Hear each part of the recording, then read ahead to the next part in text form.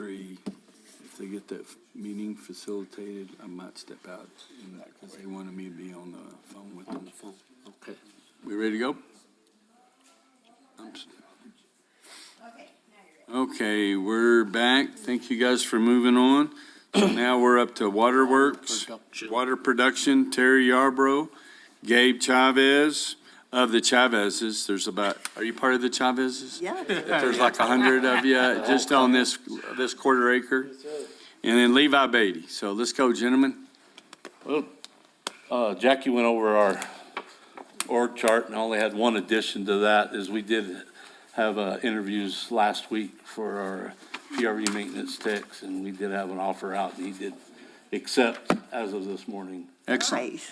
So he'll be starting next pay period. Excellent.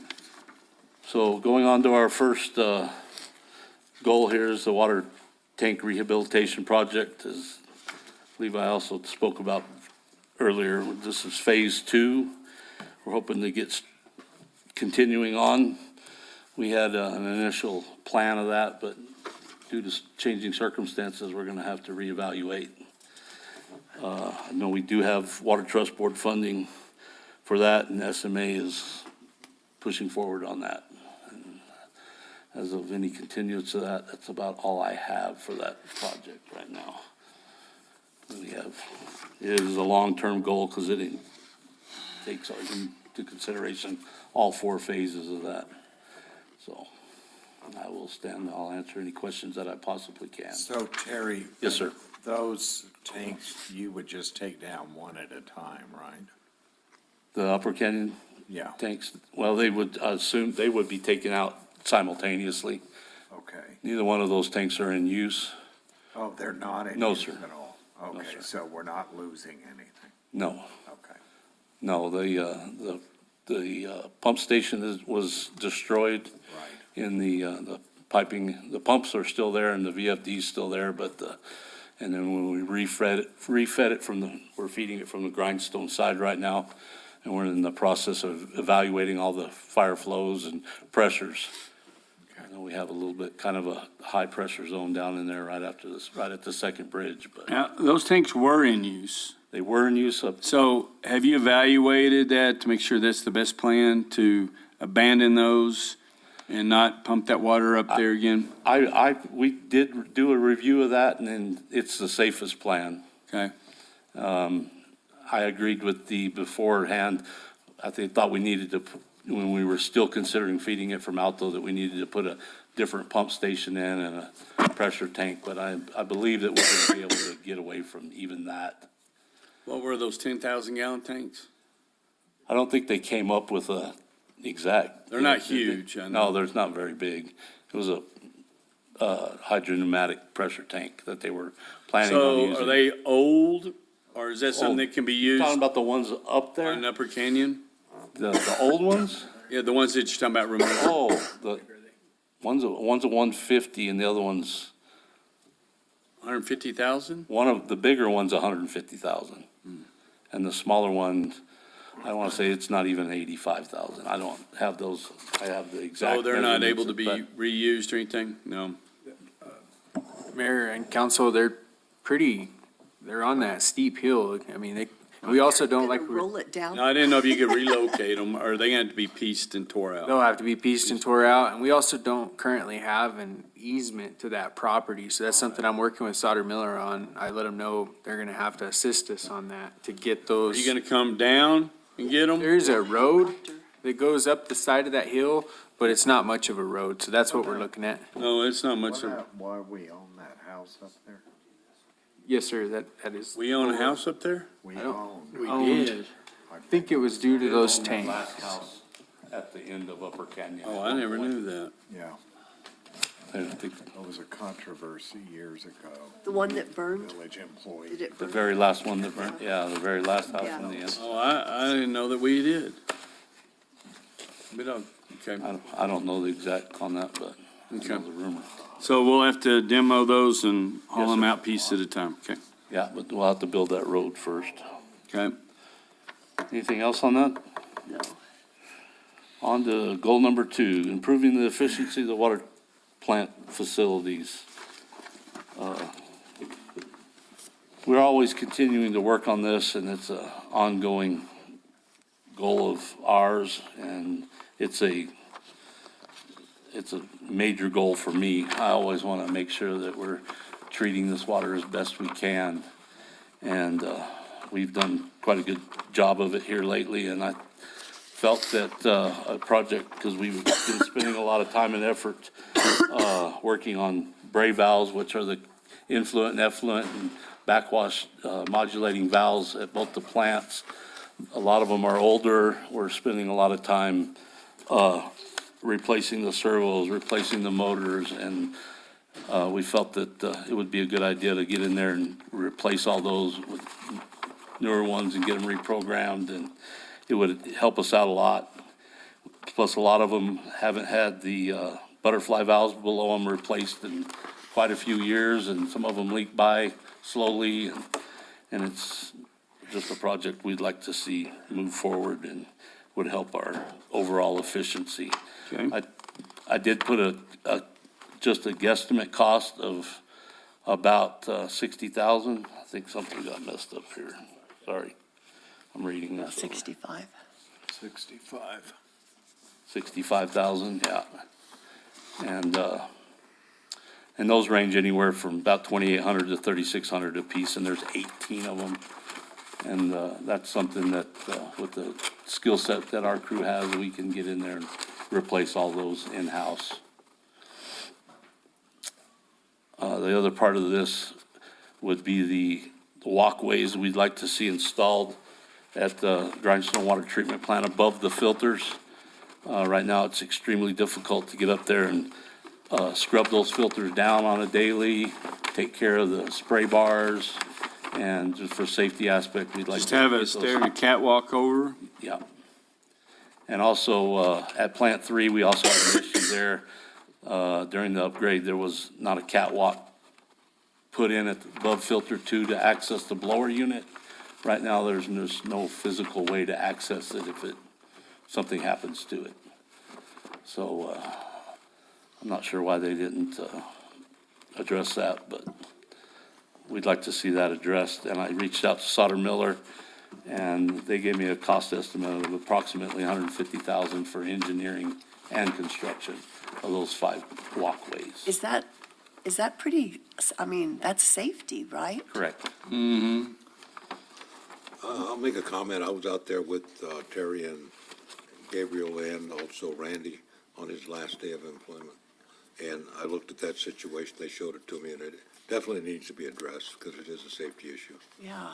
It's something that we just need to move on it quickly. In mayor and council, that was a prior engineer on that project, so it wasn't Sauter Miller, it was Right. our other. Was that identified by the safety inspector? She didn't see that?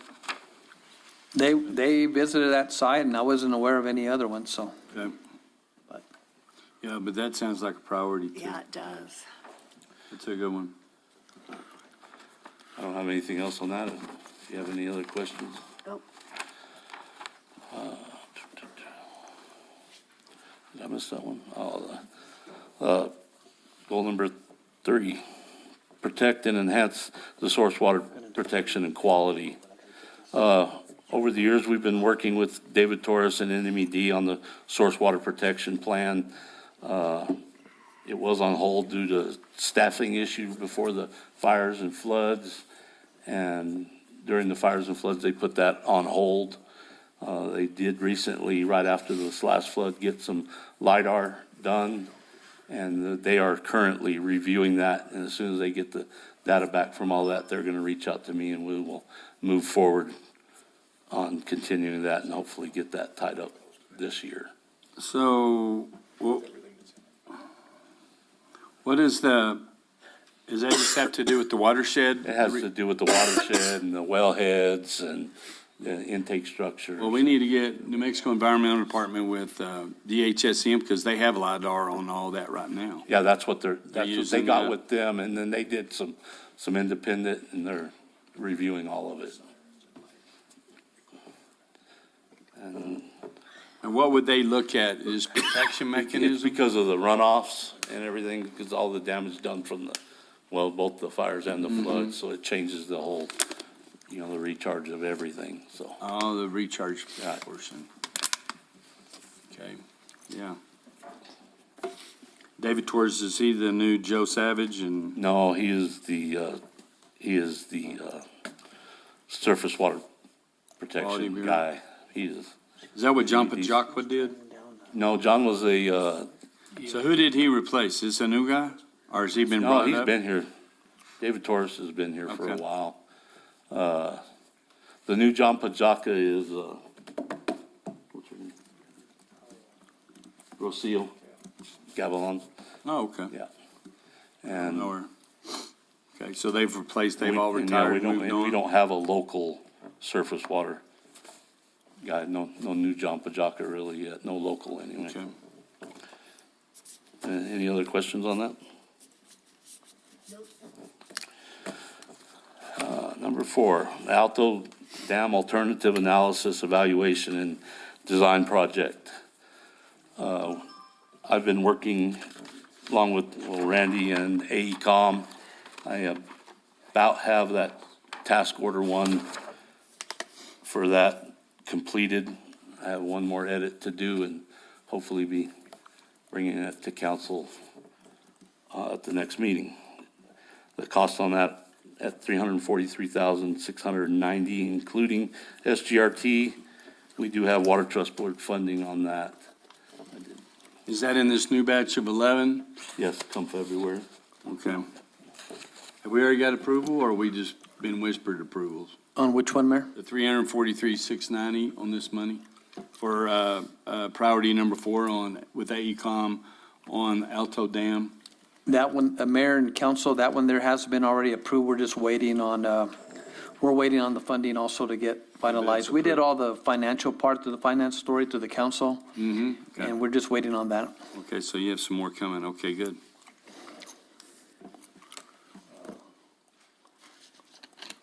So we'll be looking forward to getting that moved and addressing some of the. Oop, it's all right.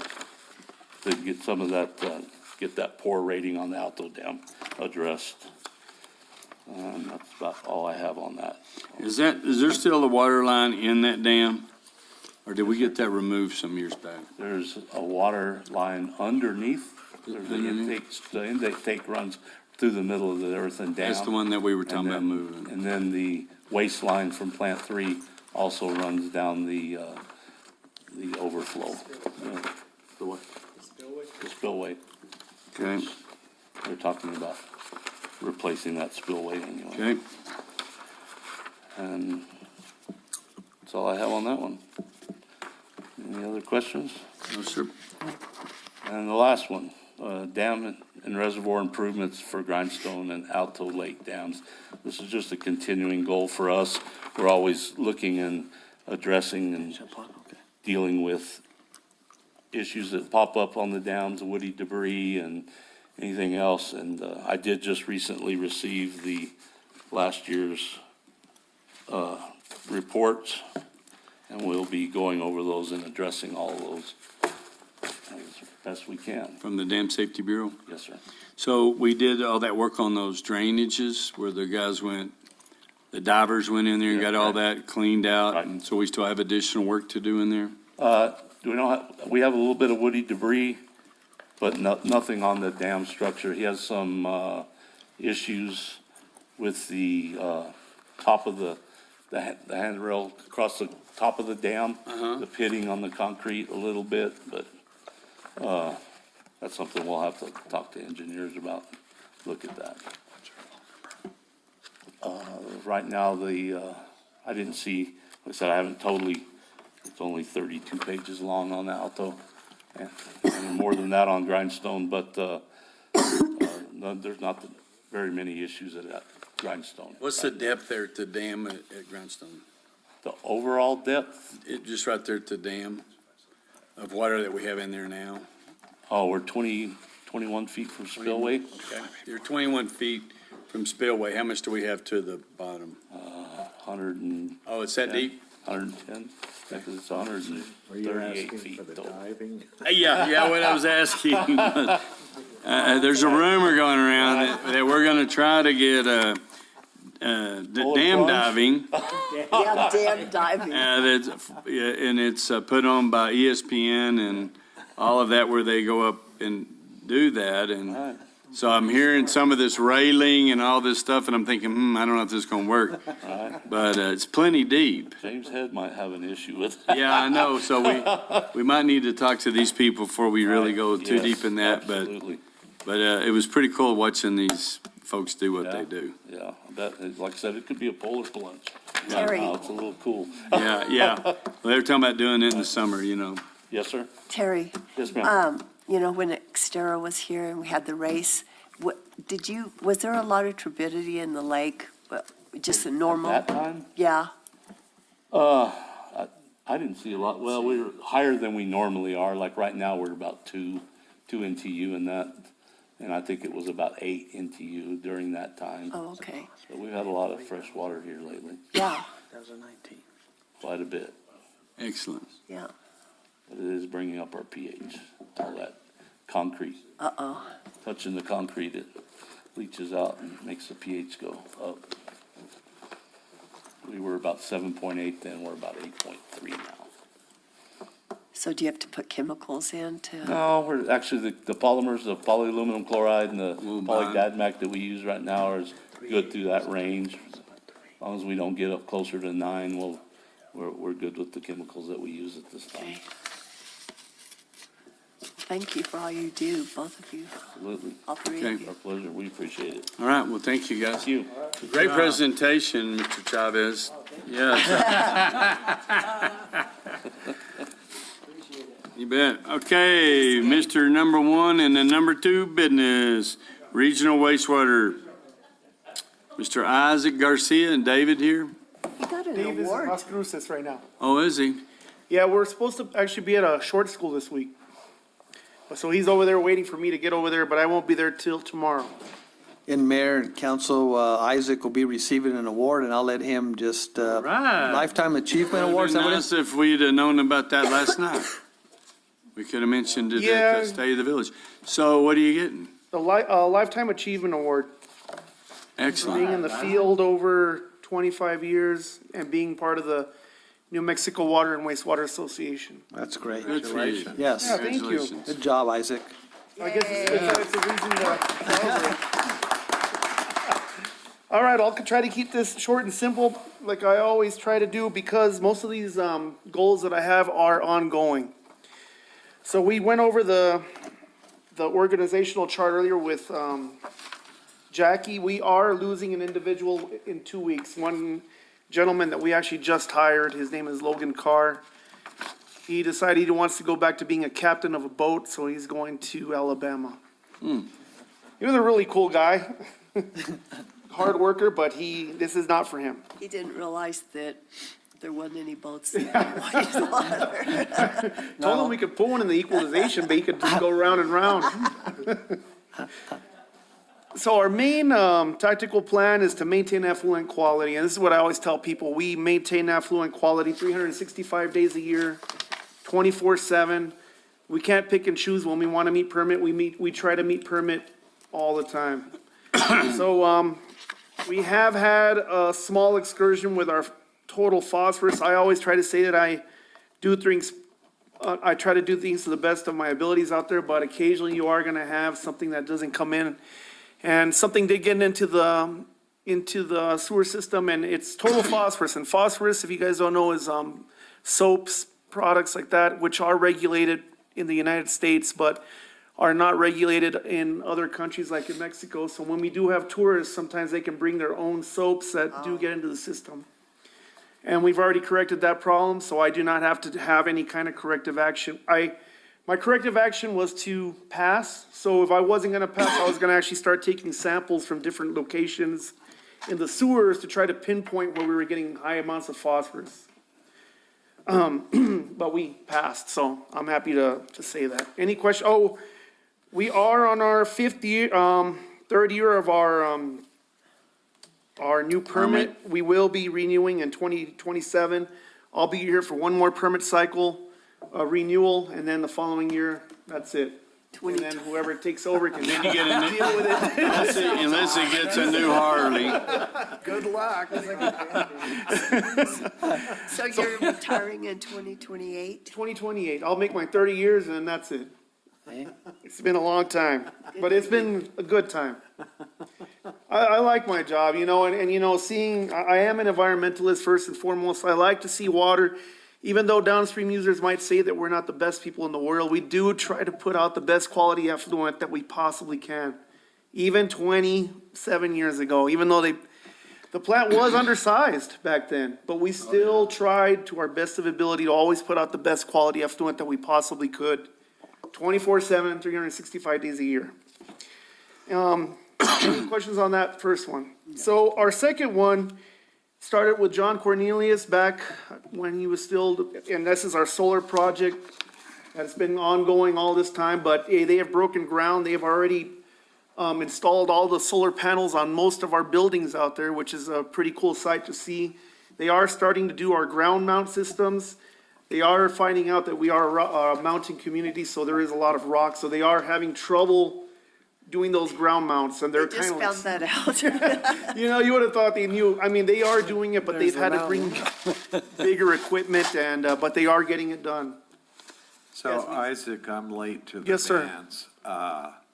Is this going to produce enough power to power the treatment plant or just supplement? It'll supplement a portion of the plant. I mean, wishful thinking is $180,000 a year. Right now, we're spending about $500,000. We expect sir. this to do $180,000. We were able to obtain a 0.01% interest loan. And Ron is really surgically, we've gotten some notice of different grants. We're trying to see if we can get a grant to go ahead and pay that loan off. But the savings will pay off the loan, and then these have a life expectancy of like 20-plus years. Yes, sir. It's a new style. We looked at, literally, for 10 years, we've been looking at different ones. So we finally got the right one. We're Yes, sir. fortunate. It would have been a whole lot better if we could have leased some land, because then it would have offset a lot more of that power. But we're putting it where we can and getting the biggest system available for the amount of space that we do have out there at the facility. Sure. We tried to lease the land, but the Williams didn't want to do it. Yeah. We tried buying it, and they didn't want to do it. Any questions on that one?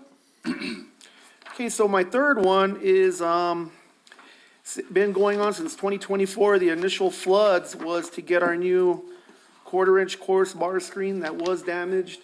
We have been Band-Aiding it, and, because like I tell the FEMA people when they come out to visit me, we have to keep running, so they always tell me, nothing's wrong with it, looks great, but we have it operational because otherwise we wouldn't be able to handle we would have to have somebody out there 24/7 raking a manual bar screen, which can be done, but it is very difficult to have tourists or any kind of infiltration coming in. So we did receive the new unit. It was like a grace from God that it finally got here, and J29 did get us, is in the CES. They tried to, they told me that they Do we have a weren't. quote yet, or how much was it? $50,000. That's okay, that's right in the money. So we should be getting that installed soon.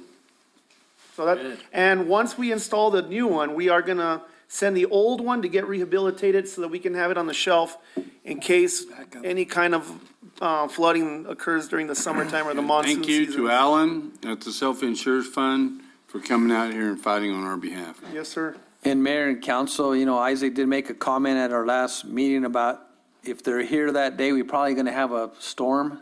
And we had the storm because they did deliver the They did. units. I would have never thought they would have delivered, Yeah. but it got there, so we got the storm. Yeah, And you're saying 50 grand to install it? Yes, sir. I think our original amount was 48, about 48, so we're right in Yes, there, sir. so. Okay. It is expensive, but it'll be nice to have it up, and it will hopefully carry us through. It's just money, right? That's right. Money for turds and the chicks for free. Exactly. So the next one, I'm kind of excited about because I do want to leave a decent legacy for my guys, you know, before we leave, is replacing our existing UV sterilization station. We are allowed 126 coliform forming units of E. coli to the river. I do try to keep that way below that, below 10 if I possibly can. But anytime there's any numbers, and most of the time, Dr. Jackson or Mayor Pro Tem Saul has always realized the question that those numbers are going up. And it is going up because that unit's already 14 years old, and the parts are getting harder and harder to find to keep it operational and running at 100%. So it's old, it's done its job, it's old, it's outdated, kind of like computers. We are gonna get a new one, and it should be getting here in March. They said 10 weeks, but March it is, and I'll believe it when I see it when it gets here. And they should be able to get it installed fairly quickly, between 2 to 3 weeks, so that should be pretty good. Yeah, Isaac, I think the highest we've seen is 95, and that's nursing this thing along with about half of it Exactly. running. Yeah, we haven't exceeded our permit limit on that.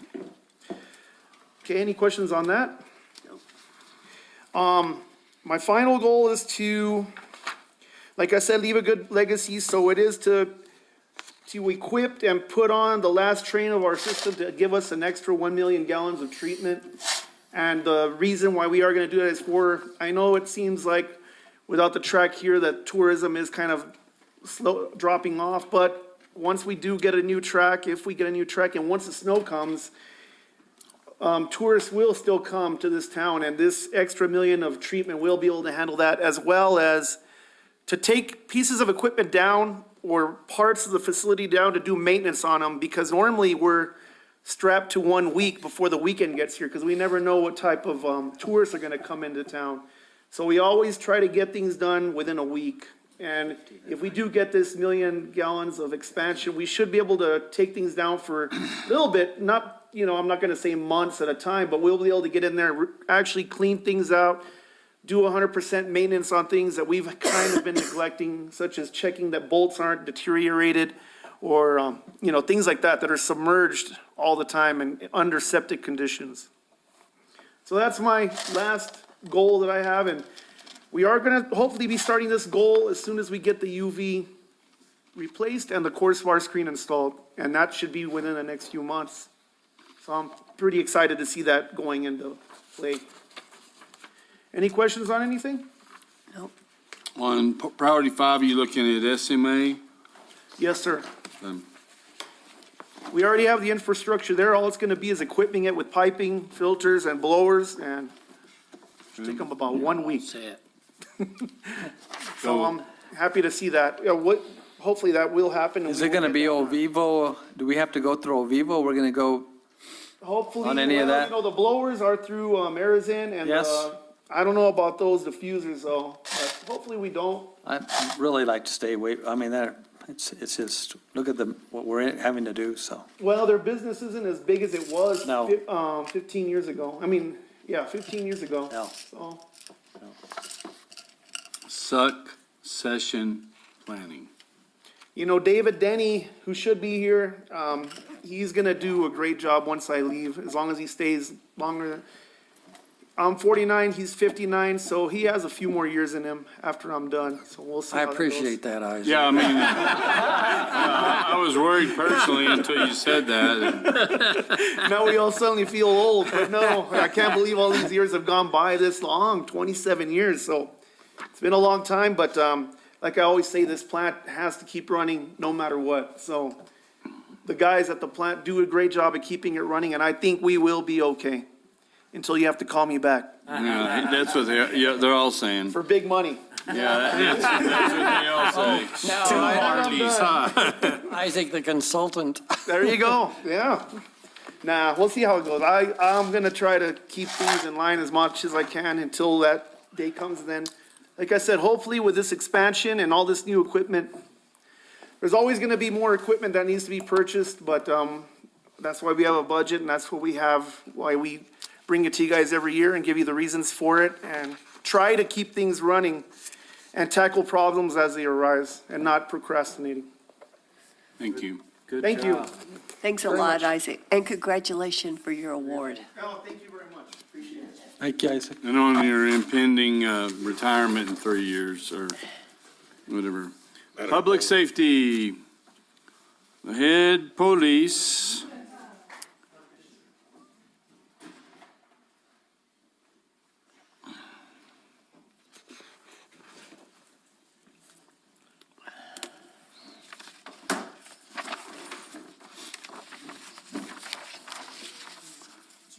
Hello, Chief. Hello, DC. Good afternoon. No? Been here working on everything else that I needed to work on. Was here at the right time.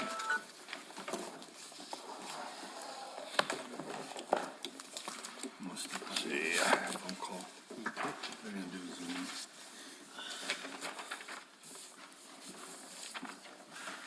Thank you, sir. Thank you. I believe this was in the packet. Mission statement. Thank you, sir.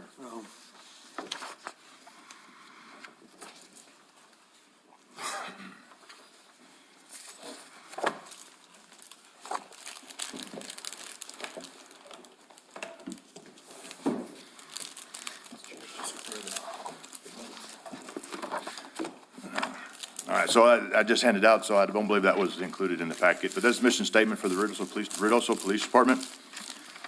The mission of the Ruidoso Police Department is to serve and protect our community by upholding the laws of the state of New Mexico with integrity, compassion, and dedication.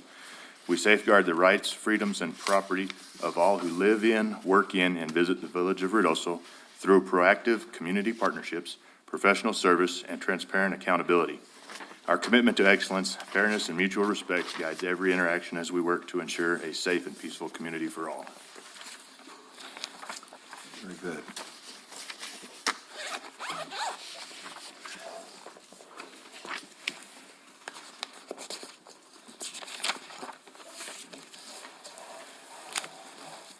Okay, so to your question this morning, Councilor Corey, I know, and I think as others have done, to kind of recap our plans from last year and what we were able to accomplish.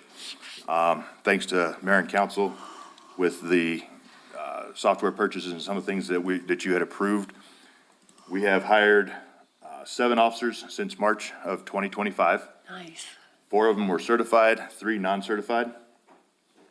We've got 2 that have just started the academy this last week, and we had 2 return from the academy last year, before the end of the year. We currently have 3 openings, and so for the recruitment portion of it, that's been a very successful front for us. We've been really trying to hustle, and we've got more scheduled. I think we've got almost 12 applicants as it sits right now, so hopefully we'll have those 3 other positions filled directly, hopefully. Chief, where are you finding these folks? So we've got the 3 certified officers that we've hired. One of them worked for us prior, Officer Kalama. Randall Kalama, he came to us from Hawaii. He left and then he came back. Officer Hull, she came to us from Louisiana, but I think she was raised in the Alamogordo area, so this was kind of a home area for her. And then Officer Makowicz was a retired Otero County deputy, so still all from this area. And it seems like the non-certified people, we do get some from out of town, but we're getting some local interest as well, some of the younger kids that want to stay here in the community. Do you have to be 18? Technically, I mean, you can do it at 18, but the 21 is technically okay. because at that point you really can't, you can carry a gun or a handgun, right? Oh, yeah. As a cop, but if you're under the age of 21, you can't do that, and it makes Yeah, it confusing, but. Yeah. So we shoot for 21, and Okay. that's our goal. So on the recruiting aspect, we've seen our numbers increase, and hopefully we'll continue that through the rest of this year. We'll get those positions filled with the current 3 openings. We do have some promotions that are going to happen that we'll be able to move some people up, and we'll have those 3 positions filled. We haven't been able to promote people because we've been short, but now we're getting full, so we'll be able to start doing that. Through the purchase of the Mark 43 system, we were able to implement our new report management system, the RMS system that we've got. Thanks to that, as of last week, January 20th of this year, we are now compliant with state regulations for crime reporting. So that was a success for us. It took us 6 months of reporting in a test database to make sure we could report without errors. And thanks to this system, we've been able to do that. So we are now officially compliant with the state for crime reporting. Are you starting to compile statistics on crime? So the nice thing about this is we can pull analytics out of this report program. We haven't got into that just yet. I mean, we've started doing some of it Okay. to keep track of, how many arrests we're getting or how many of some of the incidents that we're getting, but there's a whole lesson, a lot of tutorials that go into how to actually get in and pull the statistics. Also, we talked about, the PSA position, so this is gonna delve a little bit into the administration, department, the police administration department that I'll present here in a little bit, but we did a little bit of reorganization, in coordination with Manager Sena. I had at one time, I believe it was last year, I had 4 ACO officers, ACO/code enforcement officers. With the retirement or the separation of Bobby Simpson, I was down to 2, and so I had two vacancies in that area.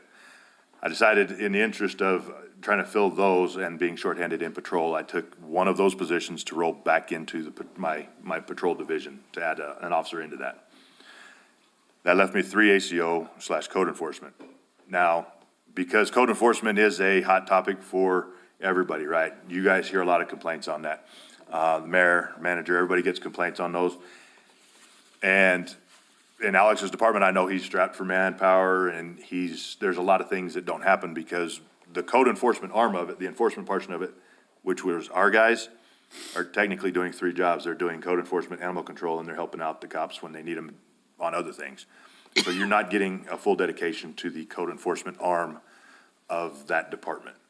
So I relinquished one of those positions back to the planning and zoning department, just as a code enforcement arm for them. So they will have a dedicated code enforcement officer to go out and handle the code enforcement violations that you guys have been receiving calls on. So will that individual be empowered to issue citations? Same as they were, yes. So it was Chris Kelly. He was our code enforcement officer before. So he'll be doing the exact same thing that he was doing when he was under our department. He's now just working under Alex's department, and that's all he'll be doing. He won't be doing animals. He won't be doing assisting PD with anything. He'll just be handling all code enforcement infractions. So that'll give him more time to drive around, find infractions, follow up on notices and warnings that have been given, and that will hopefully help alleviate some of those calls that you guys have been getting. It'll give it more attention so that you guys, there's something there to assist in the enforcement action. And Mayor Pro Tem Salas and members of the council, that also be assisting on the Clean and Lean program, so we'll have a code enforcement officer to really lead that effort on that, so, Yeah, that'll be nice. along with our attorneys, so. And then maybe we could have a report once a month. So with that, there was a little bit of reorganization with the department. So I've got, that's where I've got 3 positions in patrol. Otherwise, I would have 2. So the 3rd position came from that last ACO position I pulled over. So in last year's plan, when I talked about a PSA position, a public service aide or police service aide, what I've effectively done is they were doing that anyways now. I've titled or retitled that position as animal control / police service aide. So they'll be basically doing a dual role, helping out the day shift patrolmen with calls that they can handle, minor crash reports, doing things like that. That still gives us the ability to hire somebody, Counselor, as to your point, hire somebody that's under the age of 18 or at the age of 18 that may want to work for us for a couple of years, and then roll them into the patrol side. Once they're about 20 and 1/2 years, Yeah. we'll move them in. They'll have experience with a lot of the stuff that we've done, taking crashes, traffic control, doing reports, those things. So that'll give us that same ability in that recruiting effort. Okay? Is Sal going to retire? Sal is going to retire after this school year, yes. Okay, and so are you searching for a resource officer? So we put it out internally, and Officer Randall Kalama had put in an interest, and I think he'd be a good fit for it. So we're already starting the process to have him shadow Sal at the schools. So I forget, it's been so many years since I was on the school board, but do they have an equal say, or they just accept whoever you assign? So I talked to Ms. Ferguson, and I had gone over it with her. Because that was her question as well, was who, if we had somebody in the lineup. She's deferring basically to my judgment, but I did tell her, and I told her, explained to her that I think he would be a good fit. He's a good guy. I think he'll work out well over there. Yeah. So that'll give us the summer to get him into a school resource officer school and get him set up. He'll shadow Sal for a few months until they let out, and then starting next school year, he'll be over there. Good, So, good. that was last year's. I feel like we've been very successful in everything that we set out to do, and so I thank you for that. Going into this year, our first goal on this was to refurbish the holding cells, and I'll let the deputy chief, this has been one that he's been heading up. Good afternoon, counselors and mayor, wherever you're at. So we're going to go over the holding cells. So one of the first things I noticed when I came here from prior law enforcement was the holding cells are a little beat up, and we want to get those in real good condition. So started looking at different companies. One of the Steel Cell Holdings and MSI are companies that work with kind of modular cell systems, kind of the newer cell systems that you see in jails and penitentiaries. They're a lot cleaner, they're a lot safer. The problem that we have at our current location is that we're not going to be able to get one of their modular systems in there without knocking down a wall or adding an addition. So one of the companies, Steel Cell Holdings, came up with a good kind of possible fix for us. Is they said that they'll be able to kind of come in and create new walls, new ceilings, and everything with the structures that we have. So we're looking at doing that. Been waiting on a quote. We should be getting a quote either the end of this week or next week, so we should have a quote on that. But I think it's a good fix for us right now. Makes it safer for the officers. It also makes it safer for the individuals that we take into custody and hold in those cells. So been working with that. There are a couple possibilities. With the federal grants right now, there's kind of a pause. So we are looking for grants. There are possibilities working with different groups where we can maybe get a low-interest loan on doing something like that, depending upon the amount of the costs that we're looking at. It's definitely one of the things that we need to address, and that's why it's the first thing that we're bringing up right now. DC, Yes, ma'am? and I've been in there, and that's You need to bad. qualify that. Oh, yeah. Inside or out, ma'am? I hated being in there. Right. HR didn't want us to comment on any of that. Nobody knows. Okay, so, and I know the people that go there are not, doesn't mean they're bad people, but the bathroom, I mean, is there some way that, I know that we would have to do something to where maybe somebody could watch, but, the bathrooms are just open. To me, that's just so inhumane. It's awful. So looking at attempting to put the bathrooms in the cells themselves, it's going to increase the amount of money because we'd have to completely redo the plumbing. But yes, it's something that we can definitely look into. We do have to work within secure parameters for the officers as well. course. But it is definitely something that we can look into addressing and making a little bit more modest for the individuals that come in there. What happens if you have a woman? And I know we have a woman police officer now, but if she's off, or how do we do that? Is it the men? Okay. So one of the nice things about, Chief was talking about, we have 3 certified officers and 8 non-certified officers that have applied recently. I believe we have a couple females in there. I've always been a proponent of, having female officers. I raised one, so,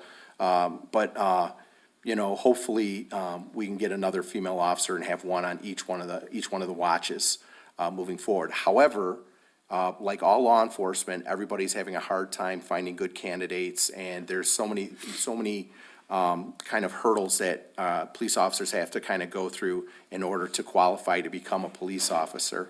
We're hoping that we have a good candidate. This young lady's already gone through a police academy in Colorado, so, hopefully she'll do well in her interview. We have interviews coming up this week, actually, with some of the certified officers, and we'll have a couple of next week, I believe, with certified and non-certified officers. Well, I know that this is low on your priority. I mean, there's so much more that we need to be doing, but it just, I don't know, it just seems so Right, not humane, not the modesty, I don't know. right. There's things that we can address and probably make it, a little easier, but again, you know, we have to always work within the parameters of the officer's safety as well, so.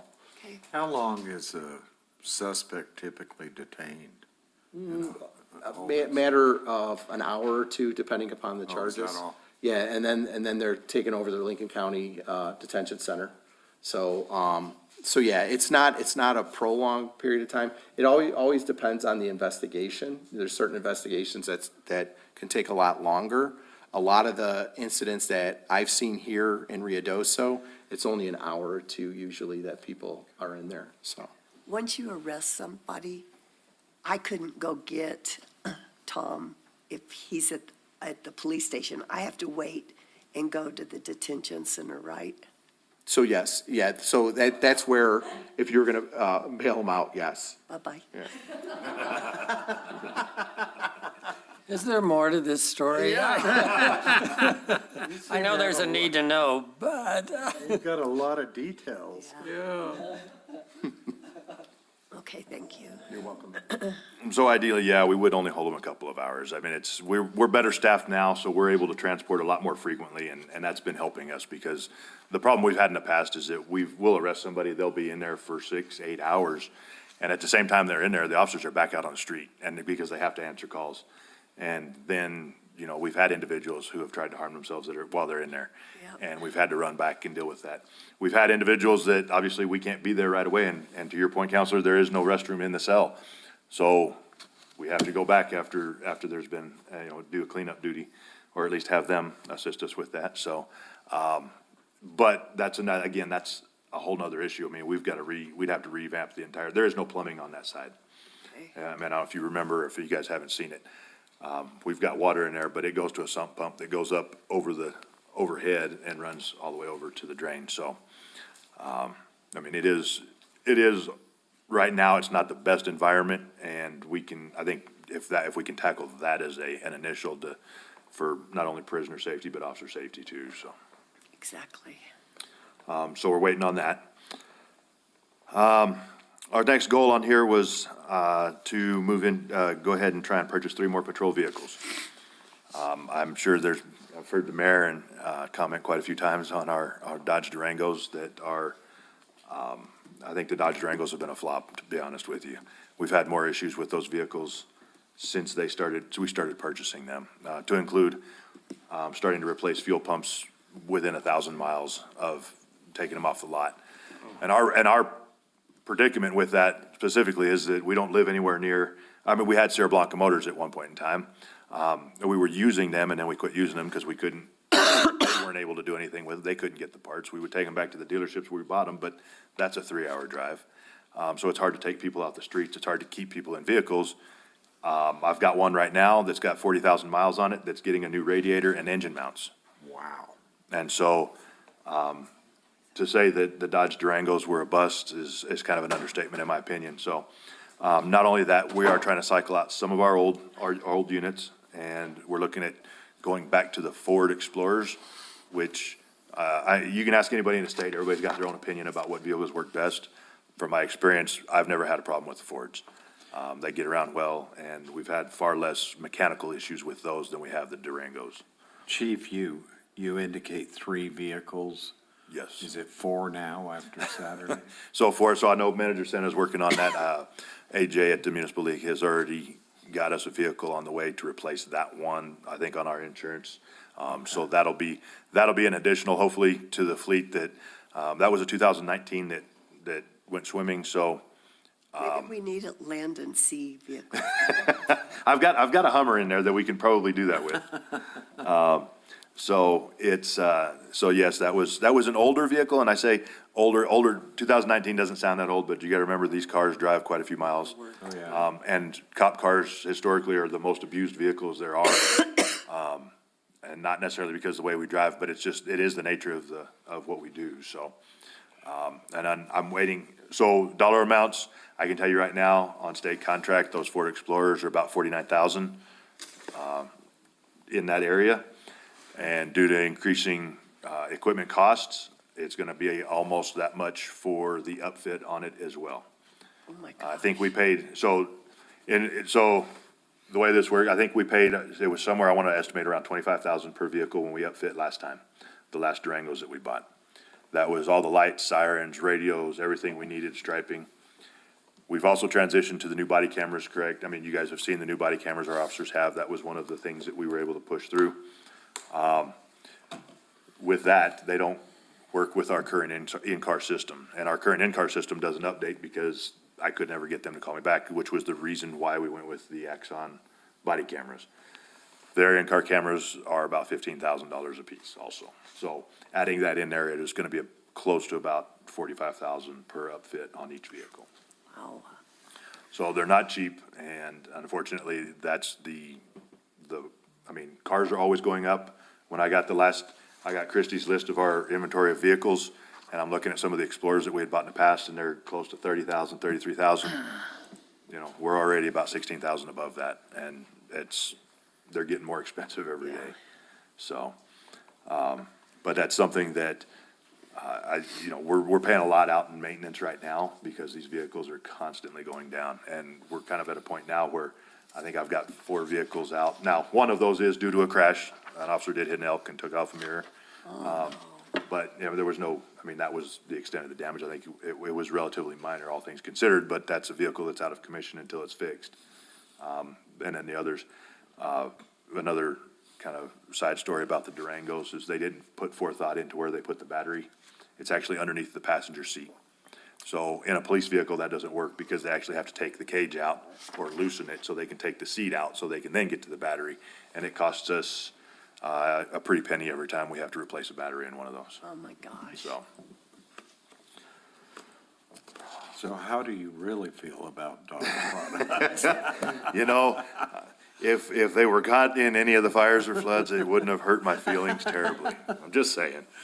On the backside of that though, I did talk to a young lady at Don Chalmers, whether we purchase a vehicle or not from them, they will take trade-ins. And I don't have to take anything, I don't have to take any equipment off of them. They will take them as is, because then they'll turn around, they'll put a little bit of work into them, and then they're gonna sell them to a smaller agency that may not be able to afford those vehicles. Oh, nice. And so, on the backside of that, I may be able to recover some money. It's not gonna be a ton, obviously. I think they're talking maybe 15 or 20,000 depending on the vehicle, but that may be money that we can put back into our budget, on the back end of it, once we can see how, going forward and start deadlining some of these vehicles that aren't completely done, but, that still have some life in them, but aren't suitable for us. Is Chalmers on the CES? They're on a statewide price agreement. Yes. Mayor Pro Tem Salas, Councilor Corey, CES, and the state price agreement, but we do have, New Mexico Municipal League, the Self-Insurance Fund has a contract with them, so they're gonna be transporting us a new, police vehicle, Interceptor, Dodge, I believe, is it gonna be a Dodge? I'm gonna send them the other direction if they show up with a Dodge. Well, it's been refurbished. Yeah. I will refurbish the one that just took a drink and go from there. Yeah, we have one extra tail light we can use. So, any questions on the vehicles? No. Okay. Moving on to our third goal, and this is gonna sound somewhat like a broken record. I know I did address this last year, but trying to look at possibly start this process of facility for the PD. Now, there's a lot that I've had discussions with and thinking about some of this. I know the DC's been looking into some grants, and even Matt Baird has even approached me saying that he had found some grants possibly USDA grants and/or loans that we could use to do this.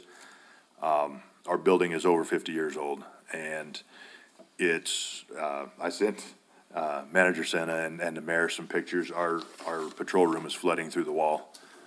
That wasn't a heavy rain that we had 2 days ago when it was just raining before it turned into an ice storm, but it was, the roof didn't even leak, but it was actually coming in underneath the walls. It's all subgrade, and so it was just coming in underneath. I don't know what's behind that wall as far as, any damage. I mean, obviously, it's all gonna be soaked right now for a while, but it was a pretty good sized puddle we had in the patrol room. So with that, I know, this is kind of a preliminary discussion now. I mean, the idea is if we can start looking for whether we do an RFP or something to identify an architect now before next year, to where we can start those discussions and sit down with an architect for, needs, asks, and wants, and then have it ready so that if and when we find funding or we can get that funding, we can move forward, we shovel ready for that. And location, Location, I'm thinking in the same location we're in. how big's that parcel? We've got all the way from Rio Arriba to almost to the Mormon church. Now, I think there's a property that separates us. It's just a sliver, isn't it? I think it's just a sliver. And then we also have that property that sits just above where our spare vehicles are, where that gated area was. So we do have that as well. Now, I do know that the more people I can pack into this building, the better chances I have, especially looking at grants that I may have of securing some of those grant monies. Yeah. I've had preliminary discussions of talking with Chief Hall about possibly making that a Station 2, if you will, and him using that other one as a substation or abandoning that. I don't know what he would do with that, but basically moving Station 2 into that same building that we're in, giving him, because I know he was in the floodway now with his current Where building. would you put the fire trucks? Well, that's an architectural, I mean, we've got a big enough room. I think we could actually do a U-turn where they would pull in behind and then come out the other side on Rio Arriba. That's, again, just discussions, but that, again, would assist in if we made it a police/fire facility. Also, we would have offices for New Mexico State Police, New Mexico Game and Fish. The DA's office has an office in there. We would have, I know an FBI agent was staffed out of our office at one point in time, so we could have an office there for them. And then we still have a dispatch console in our building currently that still works in case something happens at Horton. So, trying to look at the overall picture of what would be the biggest bang for our buck and how we could make the most of that facility.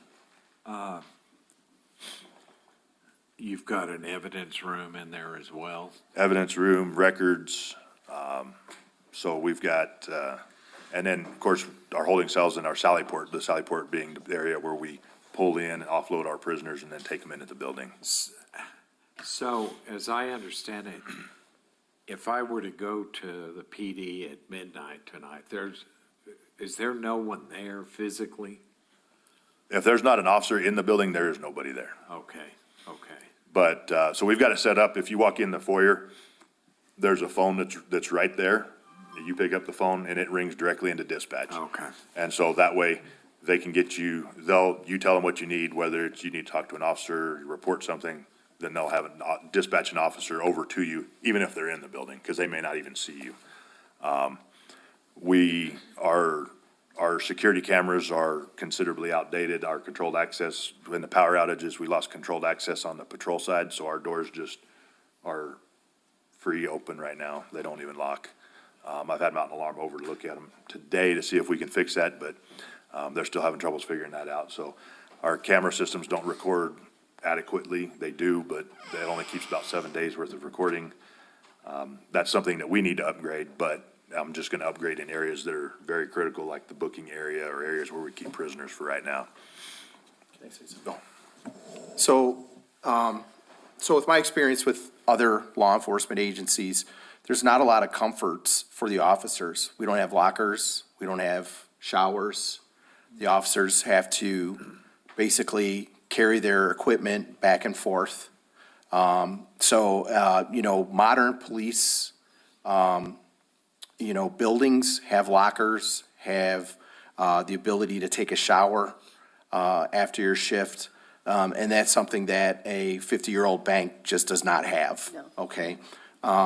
Another thing is that, with the ability, if it were to be a building where you have fire and police, you kind of kill two birds with one stone. And I think the location is perfect. Where the police station is right now, our officers are able to pretty much get around Ruidoso fairly quickly and answer those calls. So the location is actually perfect. The nice thing about police buildings now is there are companies that specifically build those buildings, and we may not even have to have an architect build us a specific blueprint. They may already have a blueprint of a building that we could utilize and use for both police and fire, or if it's just police. That's the nice thing. You have companies like Redstone Architects, Police Facility, Design Group. There are companies that specifically make police stations now. And I brought it up to Chief that, we may be able to save some money by using one of their blueprints that they already have, so. Yeah. And that's the thing, is getting somebody that knows how to build a police station.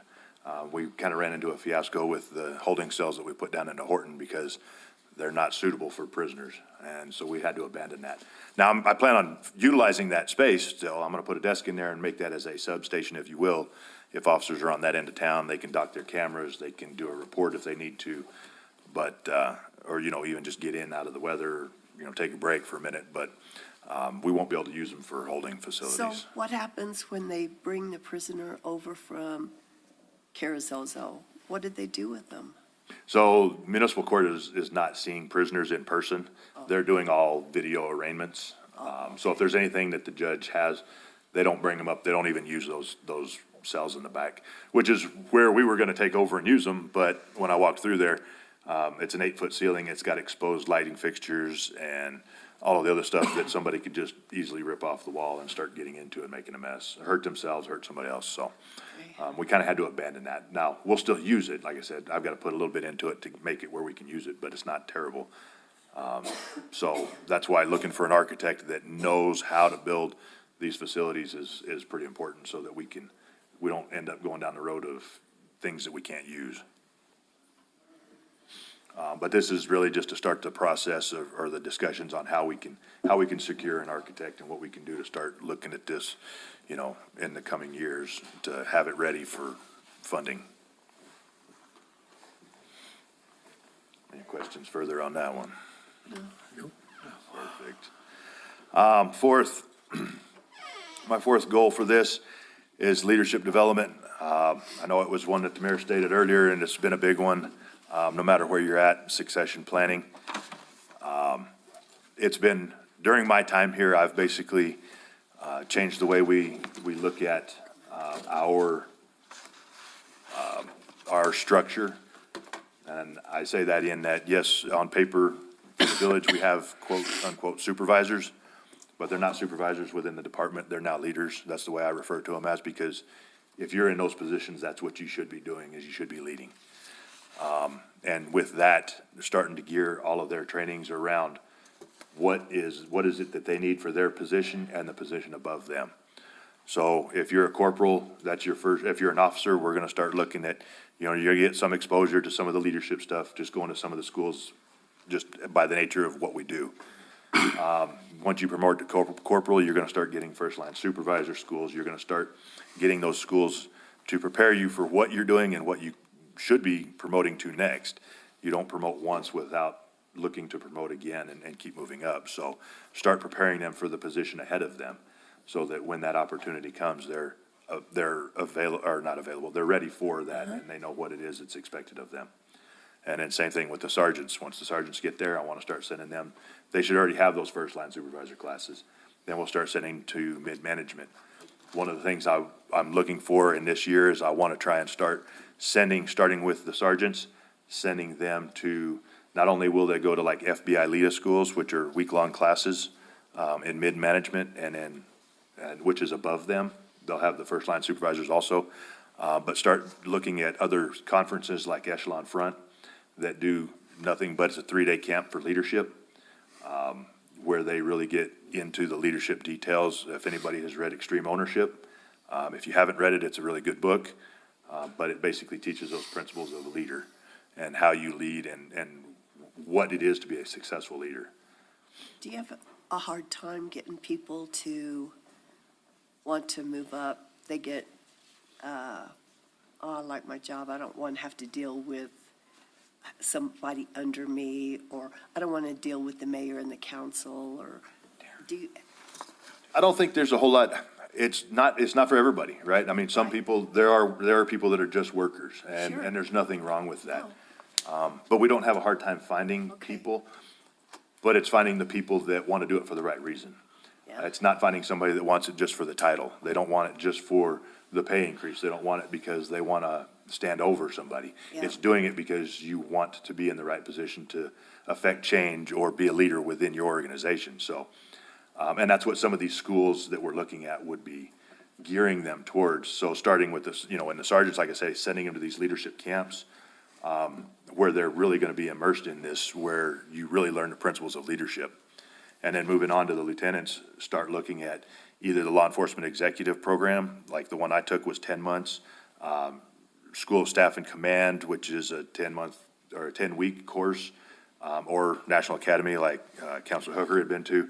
Any of those that are above and beyond that would better equip them for moving above a lieutenant position if they ever so desired. yeah. So just really developing the leadership in the ranks within the department. Yeah. And so that's what, That comes with the risk of educating them out the door, but it is what it is. it is.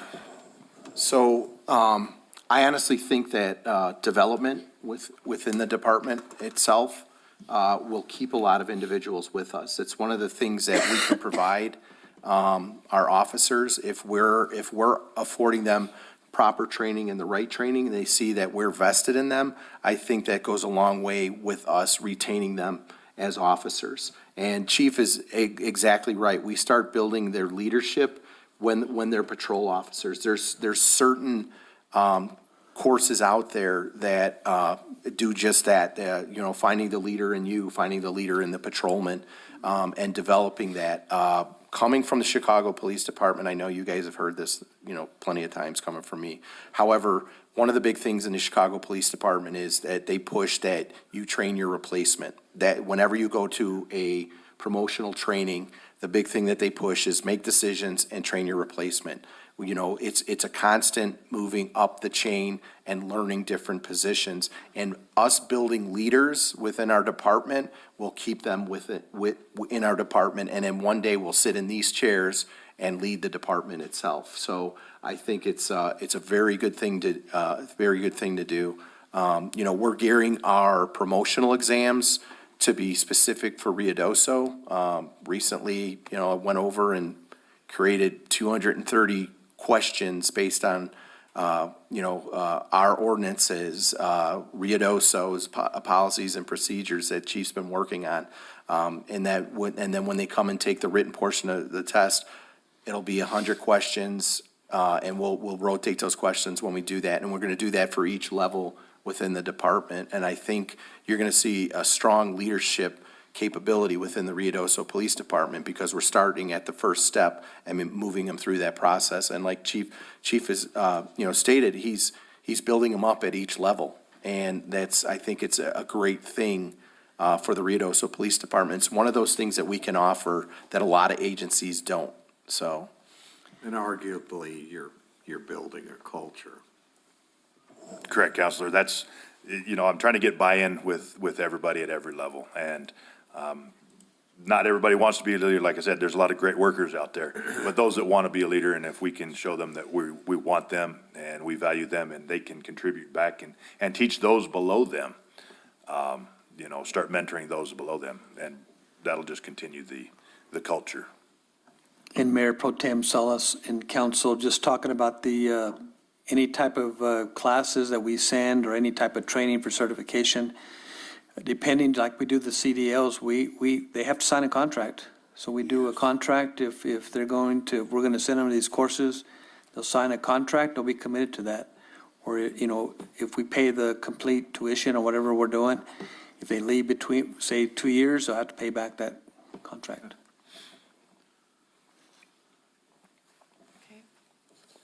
Any questions? sir. Perfect. All right, moving on to our fourth goal, public safety initiatives. So we've started looking at some of the things that we can do within the department to further benefit the community. One of these is bringing back a bicycle team, and I'll let DC Giannopoulos talk about that one. So particularly with, we have Xterra and Ironman coming in, it would be, behoove us to recreate that bike unit. Yeah. And a lot of advances have been made with police bikes. We're looking at police e-bikes, Recon e-bike in particular, which is used by 95% of the police departments now that are going to e-bikes. I think Albuquerque just made a big purchase of Recon e-bikes within the last year. And they're finding that they work very well for police, bike units, because it gives you that option to either physically ride the bike yourself, have assistance in it, or you can go to full auto where you can get up to like 27 miles per hour. So I've been working on a grant with the New Mexico Department of Transportation.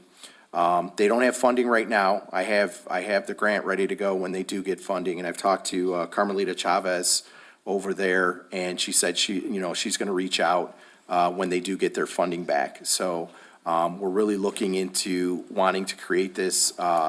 It's gonna help Midtown out a lot. We've had some instances with some retail theft down in Midtown. It's going to allow the officers to get around. It's going to allow the officers to be visible and be part of the community. Yes. One of the things that bike units really do is it removes those barriers of the windows and doors in a squad car and makes you more approachable and better able to talk with the community. And bike units are a very good way to do that. Hoping to, we're going to start with 2 bikes. It looks like anywhere from $8,000 to $10,000 for 2 of them. But we're also looking at training like 4 officers so that when we have people on days off, we have the ability to put up the 2 bikes because we have enough people. And that's looking at like the IPIMBA course, International Police Mountain Bike Association. So sending them through there, they get, specific training geared towards law enforcement.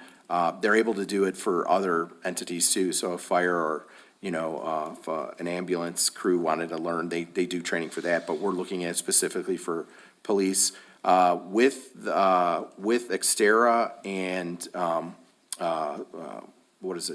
Ironman coming in, it gives us the ability to respond to those areas as well. So if we have something that happens during one of those events, we'll have the ability to respond and get up there a lot easier than we would if we just had a squad car, and a lot quicker because, if we have to bail out of the squad car and hike up there, it's going to take us some time, whereas the bike, particularly an e-mountain bike, is going to get there a lot sooner, and we'll be able to address any issues.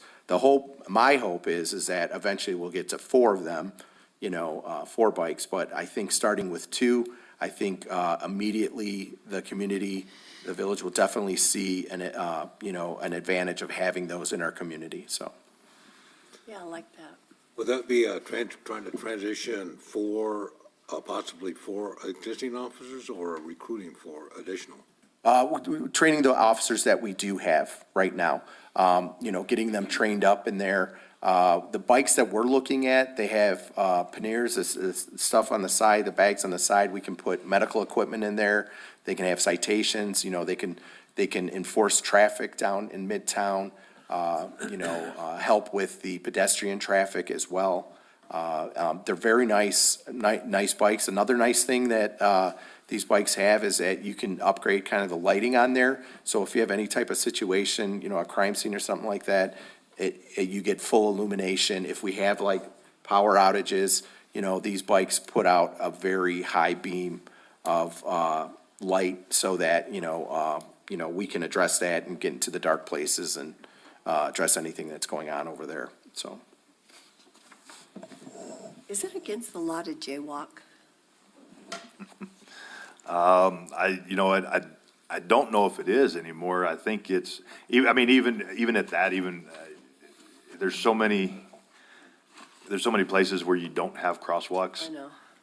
I don't know, I think you're still required to stop anyways as a vehicle, so I think the responsibility is still on the driver of any vehicle, whether you're in a designated crosswalk or not, so, Okay, good. I did not see it while I was looking at the ordinance. yeah. So Not in the ordinance, no. what again, back in my time, it was asked, and I believe it had to do with the speed humps. And it loosely gave that Midtown district the ability to have it where people could cross without any kind of, citation or that kind of thing. There's not enough crosswalks down. Well, no, and even when we did the future planning up there, and they talked about putting lights in that would activate when people were there, you'd have traffic at Oh a my standstill. gosh. Right. I mean, that's why it's like, some of that stuff, understandably, it's a neat concept, but for that district, obviously, people are gonna be crossing. And Oh, I yeah. can remember when there was lights and a crosswalk, it downshift across, and somebody got killed. And then there was one, when I was chief, a lady got hit right there at Eagle. Because this was just where the people weren't paying attention. And they, yep, And they had the green light, which allows, as I've now crossed that 100 times in a year, people will come, you better be watching. The nice thing, if we do have traffic, the bikes are able to get around traffic and get to any kind of crashes or instances that's kind of following up the traffic. So they give us the extra mobility to be able to get around in Midtown. yeah. And that's the great thing about these initiatives is, it's funny because I need people to be able to have these initiatives, but without the initiatives, it's hard to get people. So we're getting to a point now where we've got enough people where we can start staffing some of these things. So we're very fortunate that we can bring some of these things back. Yeah, that's great. One of the other ones, and this is a continuation, after this last year, is I was able to secure donation money to send 4 of our officers to Swiftwater training with fire department.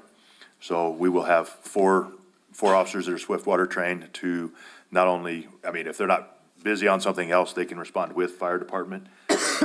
And I think I'll have a little money left over from that donation to help upfit, the Humvee that we have at the office to serve as our, if you will, Swiftwater vehicle. It's got higher clearance, and we'll be able to use it in those areas where we have to cross water or if we need to go pick people up. So, similar to what National Guard was. It's not the deuce and a half, it's not the big trucks, but still a considerable vehicle that can go places where our squad cars and even some of the fire trucks can't go. So, the Swiftwater team is another initiative that we're trying to push forward to not only get the officers involved, give them something else to more training, but to also benefit the community and assist in response. And again, that's all gonna be paid for by donation money. And then finally, school resource officers. So I know it was brought up about, Officer Beltran is retiring this year and we've secured a replacement that will train up. But I had been approached by, Ryan Trosper from ENMU last year. He was requesting that he wanted to look into doing something similar to Ruidoso Schools and splitting the cost of a school resource officer for the college. So, he had committed to doing that. He actually budgeted for it. We weren't able to get it presented last year. But I had talked to him again and I told him that I would seek that funding again this year. And then I also talked to Superintendent Ferguson, who was more than enthusiastic about having a second one for the Ruidoso Schools as well. And they've already committed to budgeting for their half of the salaries on that also. So this would be an additional position? So this would be 2 positions. This would be 2 different school resource officers. One of them would be basically the same as Sal, so we would have 2 for the Ruidoso Schools, and then 1 that would be just for the college. But in theory, we'd only be paying for one. So in theory, we would get 2 officers for the price of 1. Yeah, Basically, what that would do, and I talked to Ryan about this, is on the college side of it, we already know how everything works with the Ruidoso Schools, right? They're over there for the majority of the time anyways. The only time we really pull them is if we absolutely need to. But we do have 4 separate individual schools, and so it's going to be a little better, a little easier to keep track of those if we have 2 officers doing that. On the college side, that school resource officer would have to have somewhat of a flexible schedule because they do have events. And so if you look at even just now, we did the warming center or the shelter there at the college. Thankfully, we didn't have any incidents that were necessarily that I heard of or that we had to respond to, but that would be one of those incidents where I've got a school resource officer that can be there to help keep track of things, help out, whatever needs to happen. Also, they would help take care of and watch events as they happen in the evenings. But mostly, he said, they would probably have a little more freedom than the Ruidoso School SROs would have to be able to come out and assist on patrol. They would just be required, come in a couple hours in the morning and the afternoon, and we'll figure out the schedule, but he was really interested in that as well. So. Thank you for doing the look back. It was interesting hearing Oh, absolutely. where you were a year ago and where you are now. No, we've been very fortunate, and I'm thankful that we've got as much done as we have, so. Congratulations. And that's, any questions on any of those that, I know I came in late and I apologize and thank y'all. Going back real quick, looking Yes, at your TO&E, your admin lieutenant, are you looking to fill that? yes. Okay. So so in that, we're doing corporal promotions next month. When we move those up, obviously, we're gonna then look at testing for the lieutenant position. So then we'll cascade back up the other direction again. And would that be 2 out of your 3 sergeants eligible for that, or all 3? Technically, only the 2 would be by policy right now, because they would have to be a sergeant for 2 years before they could test for lieutenant. Oh, no, I'm sorry. I've got 4 sergeants, because I've got a detective sergeant. So Oh, that's right. there would be 3 that would be eligible. Yes, you're correct, DC. There would be 3. I'm sorry, I missed out on that. I was looking for patrol. Okay, thank you. Can I say something really quick? No. Quick, no, all right. So, what I would really like to do is probably move Lieutenant Urban over to the administrative lieutenant, only because it's always good to start your new rank in patrol. Patrol is always the backbone of law enforcement, so you really need to know what's going on in patrol, so that when we need you to switch over back from administration and kind of be that patrol lieutenant, we make sure that you know what needs to be done, so. Thank you. Any other questions? Nope. All right. Thank you very much. You bet. So now, you got me for 2 more, so. Yep. All right, police administration. So one of the nice things that I did last year during budgeting, our positions were kind of all over the map. We had sworn officers in the administrative positions, and it was kind of a mess. So what I did last year was I took all of the sworn officers, anybody that wears a badge that's a cop is now in the police is in the police department, Department 40. The administration consists of 5 civilian employees. There is no sworn officers in that administration department now. So this is only going to be the 2 ACO officers / PSAs, records, administrative assistant, and evidence. So those will be this is the only department that only have these 5 people. So in that, our first goal was, and as of last year, that was one of our goals was records organization and management. Jessica has done an incredible job in her position where she's at as our records clerk. And she is, let me get to my other page here. You wouldn't know it, and anybody that's been around knows that IPRAs are a huge pain in the rear. Yep. She handled over 700 IPRAs that came to her last year, on top of all of her discovery requests for attorneys and helping the officers out and doing all those other things, records management. So with that, she hasn't quite been able to get to she's done really good. She's very organized. So our records are actually really organized, but she hasn't got to the point where she's been able to go through and start getting rid of the old records that we can they're now beyond our retention schedule that we can start disposing of. So I've got that on here as, on hers to continue working in that. We had moved her records room, and we actually were gonna move a lot of the old records down to Horton. Obviously, after the floods, some of that got nixed because of the rooms got taken up and were repurposed for other things. So, we're still we're still working through that. I'm looking, I've been in contact with Cheryl when we get the interns next year, to get her an intern to help go through some of these records and start trying to get rid of as much as we can that's beyond retention. So, because that's a big part of IPRA as well. Somebody IPRAs something and we've got 20 years worth of it, guess what? We're pulling 20 years worth of it, and we don't want to have to be responsible for that. So, but she's done an amazing job.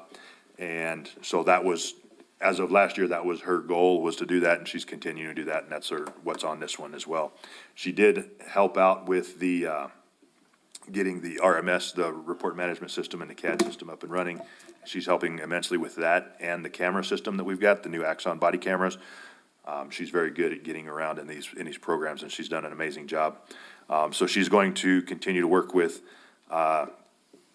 one of the things that she had wanted to do in the past, and she handles so many IPRAs, and I put it on here, is to work with the administration and with the village to see if there's a way we can do an online payment portal for IPRAs, because we charge, if you submit, a records request or an IPRA, there's a cost associated with that, and a lot of these people are from out of state, so how do we do that? They've got to mail us a check, or they've got to do this. If we can figure out a way to do online submissions or another way of collecting payment on these, because some of these are very lengthy, some of them take quite a bit. 700 is quite a few. Now granted, some of those are probably really quick, right? We don't have the records you're looking for, and that's a quick answer, but some of them are very detailed and take quite a bit of work. Since we charge for those, that's on her list of things to do, is figure out how we can secure some sort of payment without having to take cash or checks. Don't send an IPRA out without having the check or the money, right? Correct. Yeah. Well, and so there's kind of a catch-22 in some of that, right? So if depending on who you talk to, because we are required to respond or get them the information they need within 15 days. Yeah. And so, can we hold that up because they haven't paid us? Well, there's nothing that says that we have to be paid, so there may come a point in time where we're releasing records without being paid, and we may never even see that money. Got it. But, maybe coming up and working with IT, we can come up with some way of a Dropbox or something where, hey, it's in this Dropbox, as soon as you pay us, we'll release that information to you. You can download it and do what you need to do with it. Yeah. So. Any questions on that? No. Records management, she's been pretty busy. Last year, we talked about, or going in my second goal, the police service aide. I kind of covered that earlier. So now that, I've moved that position over to code enforcement, and he's dedicated to just code enforcement. My animal control guys are now animal control / police service aides. The goal this year is to go through and train them up to handle those things that they'll be helping us with. Now, some of those things they can do already. They already take reports for dog bites, those things, and they'll continue to do that. We're just gonna train them up on how to do, minor private property crashes, those things that they can help us out with. Sure. And then we're gonna establish the policies and procedures to go along with that. So that developing all of that along with our own, finishing out our policies will be our goal this year on that end of those. And then finally, our evidence section. So Chris does a good job of keeping on top of all of our evidence that's submitted. We did get him some extra supplies last year to help him stay organized. Moving into this new RMS system, the Mark 43 system, he's able to go through and he's not transferring evidence from the old system to the new, but he started the new database. And his goal this year is gonna be go through and start disposing of any evidence that's no longer needed for court. We have an incinerator that was purchased, I believe, 5 or 6 years ago, and to start using that for things we can and disposing of everything else. Also, I've got on here for him to work closely with the administrative lieutenant, who can do spot inspections or audits on not auditing the evidence, but basically walking through if they want to walk through and see if the evidence room is, there's not just evidence laying on the floor, everything looks, organized, and doing those things so we can keep track of that. Now, Chris is, I believe, the vice president of the Evidence Association in New Mexico. I forget the acronym or what the name of it is. So he's very knowledgeable when it comes to these evidence rooms, and so he's done a real good job on staying on top of that. And so we're just going to continue the organization and destruction as we can of those to kind of clean up that area. Anything else, or any questions on that one? Nope. All right. And then lastly, we'll move on to the consolidated dispatch.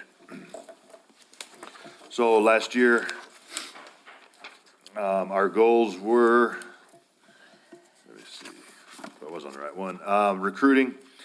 So I talked to Katie, in 2025, she was able to hire 2 dispatchers. Unfortunately, we lost 2 dispatchers, so we've kind of maintained the status quo, as you will. We've got 3 openings currently.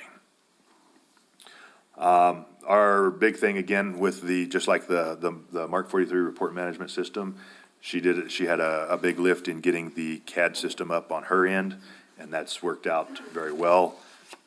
It's proven to be a very, very valuable system, and the officers are working with it really well. And that was taken care of. We did that. One of our other goals last year was to work on an EMD, the emergency medical dispatch. We weren't able to get that done last year, but we had the funding for it this year. Obviously, we covered that this morning. And we'll have that paid for this month, and then it'll take us a little bit of time. So she'll probably have it started before the end of this year, but going into next year, she's gonna have to go through and she's gonna have to have everybody trained, get all the questions put up. If we start expanding that into fire and PD as well on the EMD stuff, then she'll be working and building that out, which will take her probably through the rest of next year. And then working on policies, that was one that she had in there last year, and that's a continuation this year as well. The dispatch center doesn't necessarily have they've got a training book, which is kind of their SOPs, if you will, but it's not necessarily written down like we would like to see it. Through this process, through the PD, we've been redoing all of our policies, and then we've got another book that's gonna be nothing but procedures. And so I'm trying to get her, I'm gonna try and work with her to get her to that same level where she has a definite set of policies and a set of procedures as well, just for the dispatch center. And, yes, and then to continue the EMD program, that was the third one, was to, get that implemented and get it integrated into the Mark 43 CAD system, which it will do. I have a question. Yes, ma'am. Have you and Cade worked on the MOU with the city of Red Oso Downs for police department and fire department? So there's not one that's ever been presented or that we've had for the police department. I know Cade has asked, on his end for theirs, and I don't know, I believe that was handled at a meeting, the last council meeting they had, and I think I'll let. We got it back. Okay. The one for Kate, we got it back signed. And, I guess I could ask you when you come up.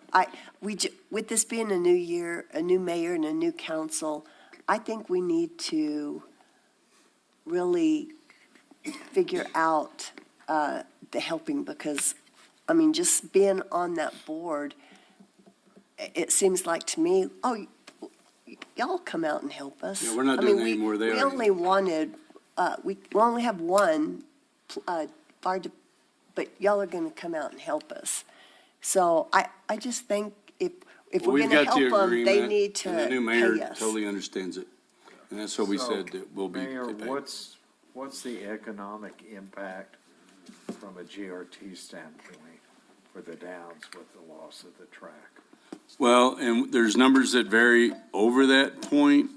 Of course, they start with $150 to $180 million, the overall impact regionally to that, but within that point, they figured that there's probably, and this is indirect, about 75 million.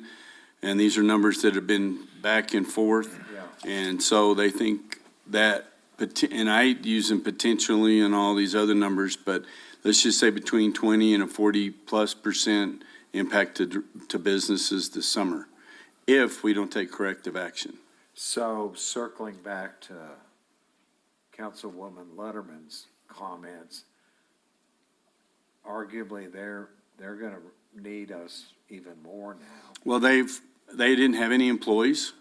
They've now have a fireman and a backup and they have more help than they had before. And as we all heard a while ago, they just lost their chief of police. They do have a lieutenant and one or two other officers. I know that they went through a hiring phase, so we're not having to do the work that the police department was doing, and we had that discussion with their mayor, that we would come if there was a fire, but they were in lead, and that we had wear and tear, and we had all these other things that we're gonna need to do. But they're gonna have a big impact. The property tax out there comes to about $180,000, and the GRT off that is somewhere around $250,000 to $250,000 a year, just to the downs. So you can see the negative impact to the village, and then also to the tribe. So, So in that MOU, do we have a dollar amount? no, we don't have, and we never charge anybody. When we get a phone call from the county to come help, you just answer these questions and we come up there.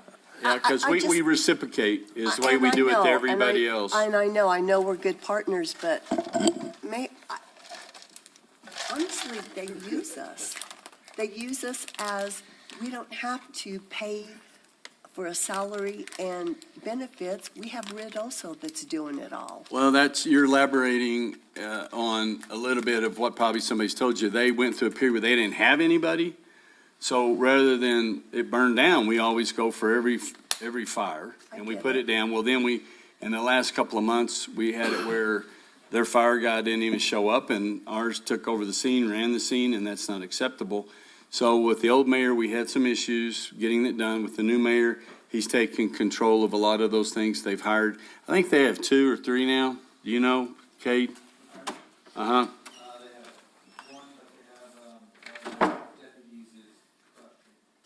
Is what, cross-trained? And so they'll go out and do lead and try to put their fires out. And then we can negotiate if we go down there and we have a hose. I know we had a hose that was ruined on that. Yes, basically how the MOU is written is basically they have to request one. So they want, whatever the situation may be, if it's a fire, wildland fire, structure fire, they have to request what they want from us. And then we can come over there, because all they say is, we got a fire over here, come put it out. So then it's like, well, you get over there, then I gotta start figuring out what we want. So they have to take the lead on it, like the mayor said, and then request what pieces of apparatus and stuff. We're still responsible for our own stuff, like they're responsible for theirs. So if something breaks on our end, we're responsible for fixing it. If something breaks on their end, they're responsible for fixing it. So in the MOU, we stated they're gonna use their apparatus to fight these fires, and they're gonna run the plant unless they can't, but we'll be using their equipment instead of us using ours. We'll just have the manpower. Yeah, until they're able to staff, hopefully. And then we're not doing any more EMS, because they have a contract with county EMS Right. to take care of that, and that's not our. And that was a big deal. We were having a lot of emergency EMS calls down there, domestics, other kind of stuff.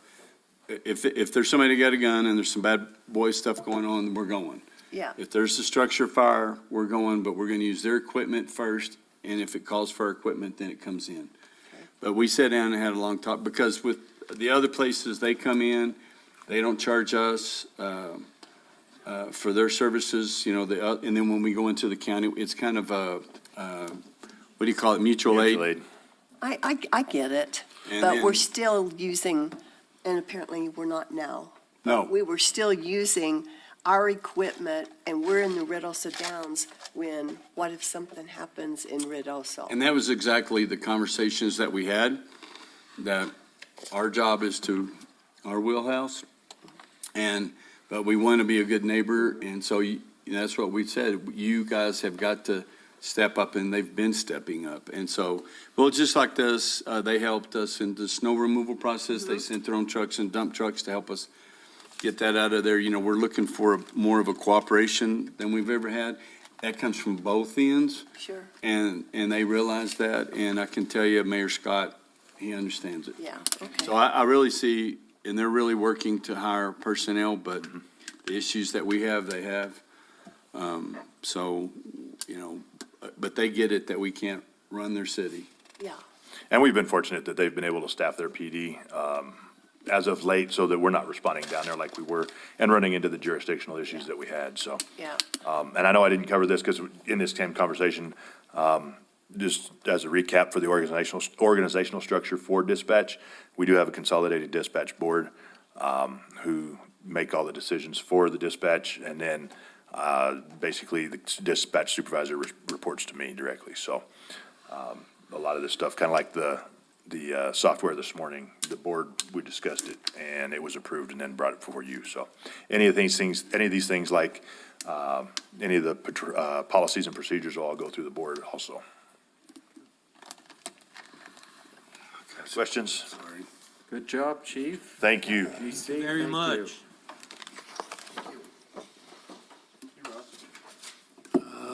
We have Cade, Hall, Okay. Austin, Maui.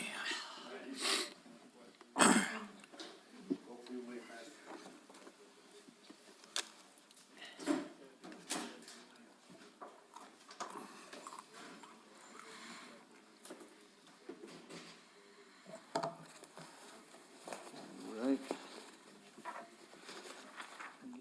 I guess I can talk a little bit about what we accomplished last year, just to get on that real quick and move forward to kind of explain why we built the plan that we did. So last year, we were successful with our wildland division that we built for the community. We were able to do that by piggybacking off of a, what was the program that you guys put together? Intern. So there was an intern program that the village put together, so we were able to pull 3 people. We ended up keeping 2. And out of those 2, we actually hired one to help us, you know, so it was a really good and successful program. And that was one of our things from last year that we were able to accomplish. We also had in the 2 Class A trucks we ended up purchasing. They should be here June-ish, is that correct?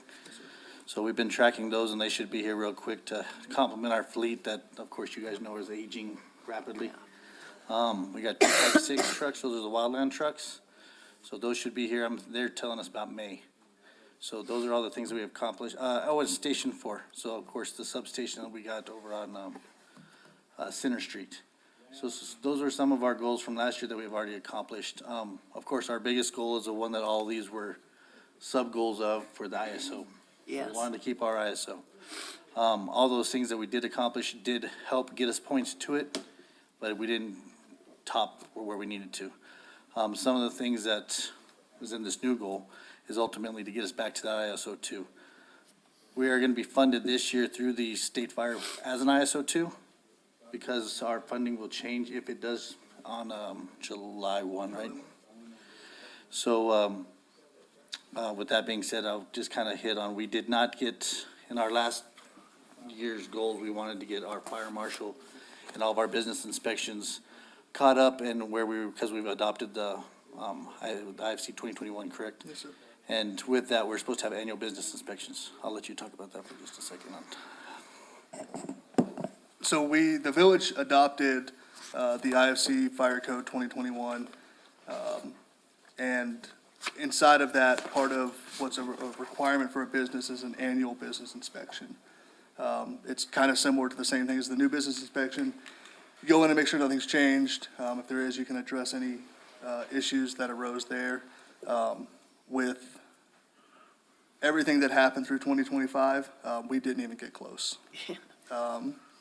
There was the wind events, flooding, I think, what else happened? I feel like everything happened. Locusts. Xterra, all the events that happened. You know, there was times, I remember during flood season, I was trying to get out to do new business inspections on Sundays. When I had time, I would leave the EOC, go out and try to hit business inspections on a Sunday, just to try to, you know, keep up and assist those business owners so they could open. It's just not, with the amount of businesses, I find that we have a list, and it's just not feasible to try to do it while running operations of events and disasters, everything we do. So naturally, with that being said, we're trying to give the citizens in this community the best service that we can possibly give them. And when we're talking about rebuilding and bigger companies coming in and we can't fulfill their needs when it comes to building and inspections, we put another plan together this year to see if we can. So it actually helps with multiple things. I'll get to it in a second, but that's just one of the things that we didn't get to. And then additional personnel. We weren't able to accommodate that last year. And then, of course, the ISO, we were not able to complete that. So now, leading to that, unless you guys have any questions about last year's stuff, I'll start the new process. Is, if I may, is your, I keep calling it T-O-N-E, that's an Army thing, but your schematic here with all your people, is this current, the names that are on there? Yes, sir. Okay. Yes, sir, and this is kind of a restructure because we had to, past, we didn't have any officers in the canyon. So we've restructured the fire department to meet all requirements for main stations and FPA standards and all that kind of stuff. So that's why it looks a lot different than it did in the past. Yes, sir. Thank you. So we'll start with goal number one. So goal number one, we're talking about that substation that we acquired last year, used to be the building off of Center Street. We're going to now, we applied for a grant, we were awarded the grant, and we're going to make that into a main station. Whenever you get main station money, whenever you convert to a main station, substation, man station, stuff like that, you get more money or less money from the State Fire Marshal's office every year. So that's where we are looking into building that fund deeper, so it's less money that the village has to come up with and better protection that we can give to the citizens. So if we can make that, we are making that a main station this year, that's our priority number one goal. And then priority two number goal is Station 3. So Station 3 ultimately needs to be tore down and rebuilt. But in the time that we're gonna have to do that, the State Fire Marshal has accommodated us with putting a lean-to on the side of it. So right now, we didn't have officers, we fixed that. We don't have 3 bays, you have to have 3 bays. And so they said, since you only have 2 bays, we'll let you put a lean-to on the side of that to where you're still getting main station funding. Because you have to protect the equipment that's purchased with their money. So we're doing that, we're in the process of getting that taken care of. Mayor Pro Tem. I'm sorry. So is that in writing? I.e., it was you that said it to you, and then tomorrow you're gone, new guy goes, I'm not honoring that, you gotta have a whole new station. Yes, it was from the main guy himself and his second. Okay, It was placed in the report they came down and did that year. perfect. So that Thank you. station doesn't have a lot of land around it, does it? No, sir, it'd have to be a 2-level. Okay. And that's the one that we put a lieutenant, a captain? Yes, lieutenant. Okay, a lieutenant. So you, eventually, the bottom floor will be garages and then the bunk room and, Meeting rooms and everything will be on the second level. okay. Yes, sir. They need another one with a pole. Exactly, exactly. Yeah, you gotta have that fire pole. Love it. So, yeah, that completes goal number 2. Do you have any questions on any of those? All right. This is our fire. And this is goal number 3, and this is kind of what we were talking about just a second ago, and I'm gonna let Assistant Chief Miley kind of run this one. So it would create a standalone fire marshal position for the village. You know, one thing we try to work on in the fire service is not all about response, it's about prevention. And getting out and doing those business inspections. You know, some of the other duties of a fire marshal are community risk reduction. That's going to schools, nursing homes, any kind of events we have, anything like that, and just, you know, passing on the fire safety messaging. You know, we send our personnel out right now to do it. You know, one problem I've always had in the fire service is October is Fire Prevention Month. Well, there's 11 more months a year. What are we doing? Why aren't we going out and doing more? You know, having that standalone position allows us to do that kind of stuff as well, not just focusing on those business inspections. Another big thing it'll do, we've run into it, I just ran into it today. This allows somebody to focus on that position alone. So Yep. we run in all the time where businesses open up or get to a point, you know, there's no plans reviewed, there's nothing done, and they get to the point to where they're ready to open.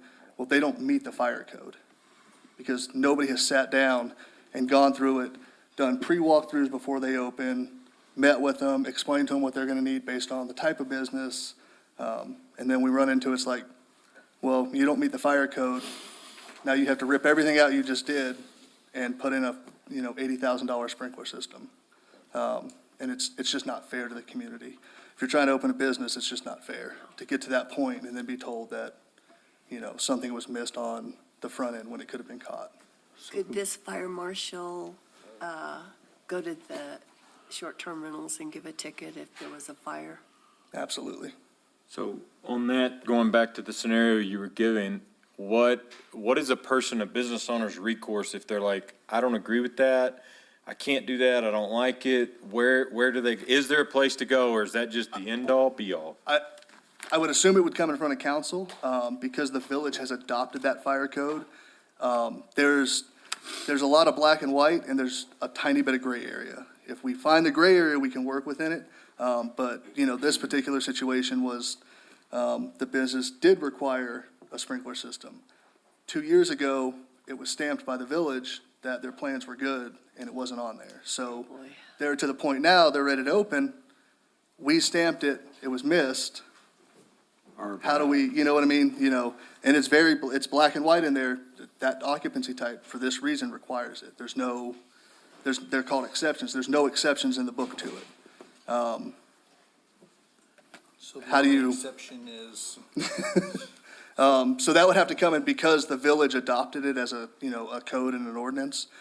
It would have to come in front of council for any kind of changes, arguments, anything like that. Who would the fire marshal report to? Fire chief. And going back to Counselor Letterman's question, would that person be certified? Absolutely, yes. Like So go to get the law enforcement certification also? that's not a necessity in the state of New Mexico. All you need, to do that side of it, where we're talking about business inspections, community risk reduction, there's, you get your fire inspector, your hazmat. There's actually fire and life safety educator classes that are geared towards teaching the public. Now, the other side of a fire marshal position can be investigations. Even in the state of New Mexico, you don't have to be law enforcement certified. You have to be certified as a fire investigator. You can do that through IFSAC, which is an international certification, or there's multiple other organizations that you can also stack on top of that. But Because you what it don't would need- come, because you've even got it in here as an arson investigator. Yes. Okay. And the way it works is, so currently I do fire investigations within the village. If it comes down to needing a warrant, somebody arrested or something, you coordinate with PD. It's the same thing the state does. They're not law enforcement. They coordinate with state police or the local jurisdiction. Thank you. Yes. The biggest thing that this will do is allow us additional funding. So fire departments historically, since I've gotten in the fire service, we cost money. We don't make money, we cost governments money. So we look for our unique funding ways. State of New Mexico allows us through the fire fund to basically get funding for another main station if we are taking care of all that and the state doesn't have to do it. So we take that person, put them in a separate office. The state funds that as a main station for having that person in that office, as long as it's not within the same building as, a fire station. And I think you said this person would be at the EOC, or We put them over at the Horton Complex over there in an office. And by simply doing that, this year it would have been like 163 and change, 163,000. additional on top of what we already Yeah. did. Would that help our ISO rating? It will, so ISO, one thing they do have, they have a whole section, and it's 5.5 points on community risk reduction, which includes fire inspections and fire investigations. So that person, by doing that, having adopted the code, showing proof of the inspections, doing the fire and life safety education, all of that, if we document it correctly, ISO gives you full points for it. Okay. I think we need that position. And so that's kind of a lot to absorb, but, do you guys have any other questions on that goal? Like I said, it's kind of a win-win for everybody, but it's also having to create a position. So that's the other part. You will have to create a position that we do not have. So we'll have to get with finance and see what a fair wage would be for that person. Salary, of course. So it wouldn't be an hourly position. They do go hand in hand with emergency management. And so with them being stationed over there, it is gonna help our office over there. But that's the only downfall. The only thing that is creating the new position. Chief, did you say a hourly or salaried position? Salary, Okay, thank you. yeah, we'd expect way too much out of them for hourly. Well, and I think some of our actions as a governing body actually drove the need for this. So use that argument when you talk to Judy. Yeah. Good I luck. notice Judy's not here. That's why I said that. Judy has big ears everywhere. All right. Goal number 4 is just to continue that wildland division that we had created last year. It was very successful, really helpful to the community. This division that we created actually brings money to the department and the village because we were, whenever we send our people out on a deployment, the funds that, so we have to spot it, of course. We have to pay for all the, for everything. Whenever we get back to state, wherever state we went to, reimburses us fully 100%. So all those interns, they were free and clear. They were paid back because or they made us money, one of the two. So they were either free, they made us money, and we got employees from them. So that's what we want to continue on. Hopefully, the village does do the intern thing, because that was the smoothest way of doing it. If not, we have a backup plan with using the money that division creates to fund it. So those would be the 2 ways of looking at financing those positions. That was goal 4. Goal number 5. This is right here, to get that aerial that we need so desperately to get that ISO 2 back. Yep. So we're looking at several ways of getting the aerial that are very affordable. A brand-new aerial 100-foot platform that we need is gonna be $4 million. But there's several out there that I've found that are refurbished, completely redone, and they're $400,000. So we can either utilize the money from our SURF, from like I was talking about. That's why I hope the village does the interns, because then I don't have to use that money to fund those, and I can use that money that we make there to buy equipment. Mayor Pro Tem, I asked this once before, and I don't remember what the answer was, so I'm gonna ask it again. The aerial that's out at the airport, That aerial is a steel ladder, and it's obsolete. It can't be recertified, it can't be used, so why do we still have it? because we haven't got the auction yet, But that's the plan, to auction it, yes, sir. and then there's an engine out there also. Everything out there, yes, sir. Okay. We want to auction that off and get whatever we can get out of them. That's the graveyard. Yes, sir. Yeah. Well, you can see it, Yes, and and we that's why got I'm like, okay, well, wait a minute, why don't we refurb that? But I understand. it's pink and black now. Yeah. Okay, thank you. And then a water tender. So we need an additional water tender because our water tender's a 1983 model, I believe. So, and we make quite a bit of money on those water tenders, just supporting the people here and people around. They really request those quite a bit. So those are our plans there, and like I said, all these plans are developed just to mainly get to where we can get back to that ISO. Oh, I have one more. Oh, yeah, the big one, staffing. You got 6 and 7. So we always know every single department in the village doesn't have enough people. We're always asking for more people. Our ultimate goal would be to have 15 more, but that's a lot of money. You're looking at $100,000 per person because of their wages and their insurance and all of the stuff that we get. So basically, if we could get 9 more, that would get us a company at every station. That would get us to where our NFPA is. That would make ISO happy. I don't know if we'll get there, if we can't get there, but like I said, that's quite a bit of money to try to come up with. But that's what we're shooting for, is to have a company at every single station, and that's four people per truck. So another side note on that one, we talk about the 4 people per truck. It's an NFPA standard. There's a lot in NFPA that's kind of unrealistic. The problem is like your ISO, they align with NFPA. They take what's in NFPA and that's what they're grading you on. So we talk about those 4 people per truck. A lot of what we run are fire alarms. This is the best example I can use. To keep our ISO steady, continue getting those points, they look at our calls. They look at the personnel on those calls. So they want to see 4 people per fire alarm. Right now, we're sending 2 trucks because we have 3 people per trucks. So adding 1 person to a truck now takes another truck off the road, lessening the danger of, flipping over, going off the side of the road, whatever it might be, as rare as it is. saving maintenance costs and all of it, then we'd be able to send that one truck and only request those other trucks if it's an actual emergency. So there's those small benefits on the back end that continue to help our ISO, but also save us money in the long run for, like I said, things like maintenance costs. And then ultimately, we're building up, as you know, we are having apartment complexes built and this and that. And one apartment complex fire requires 27 people to fight that fire. That's the entire fire department.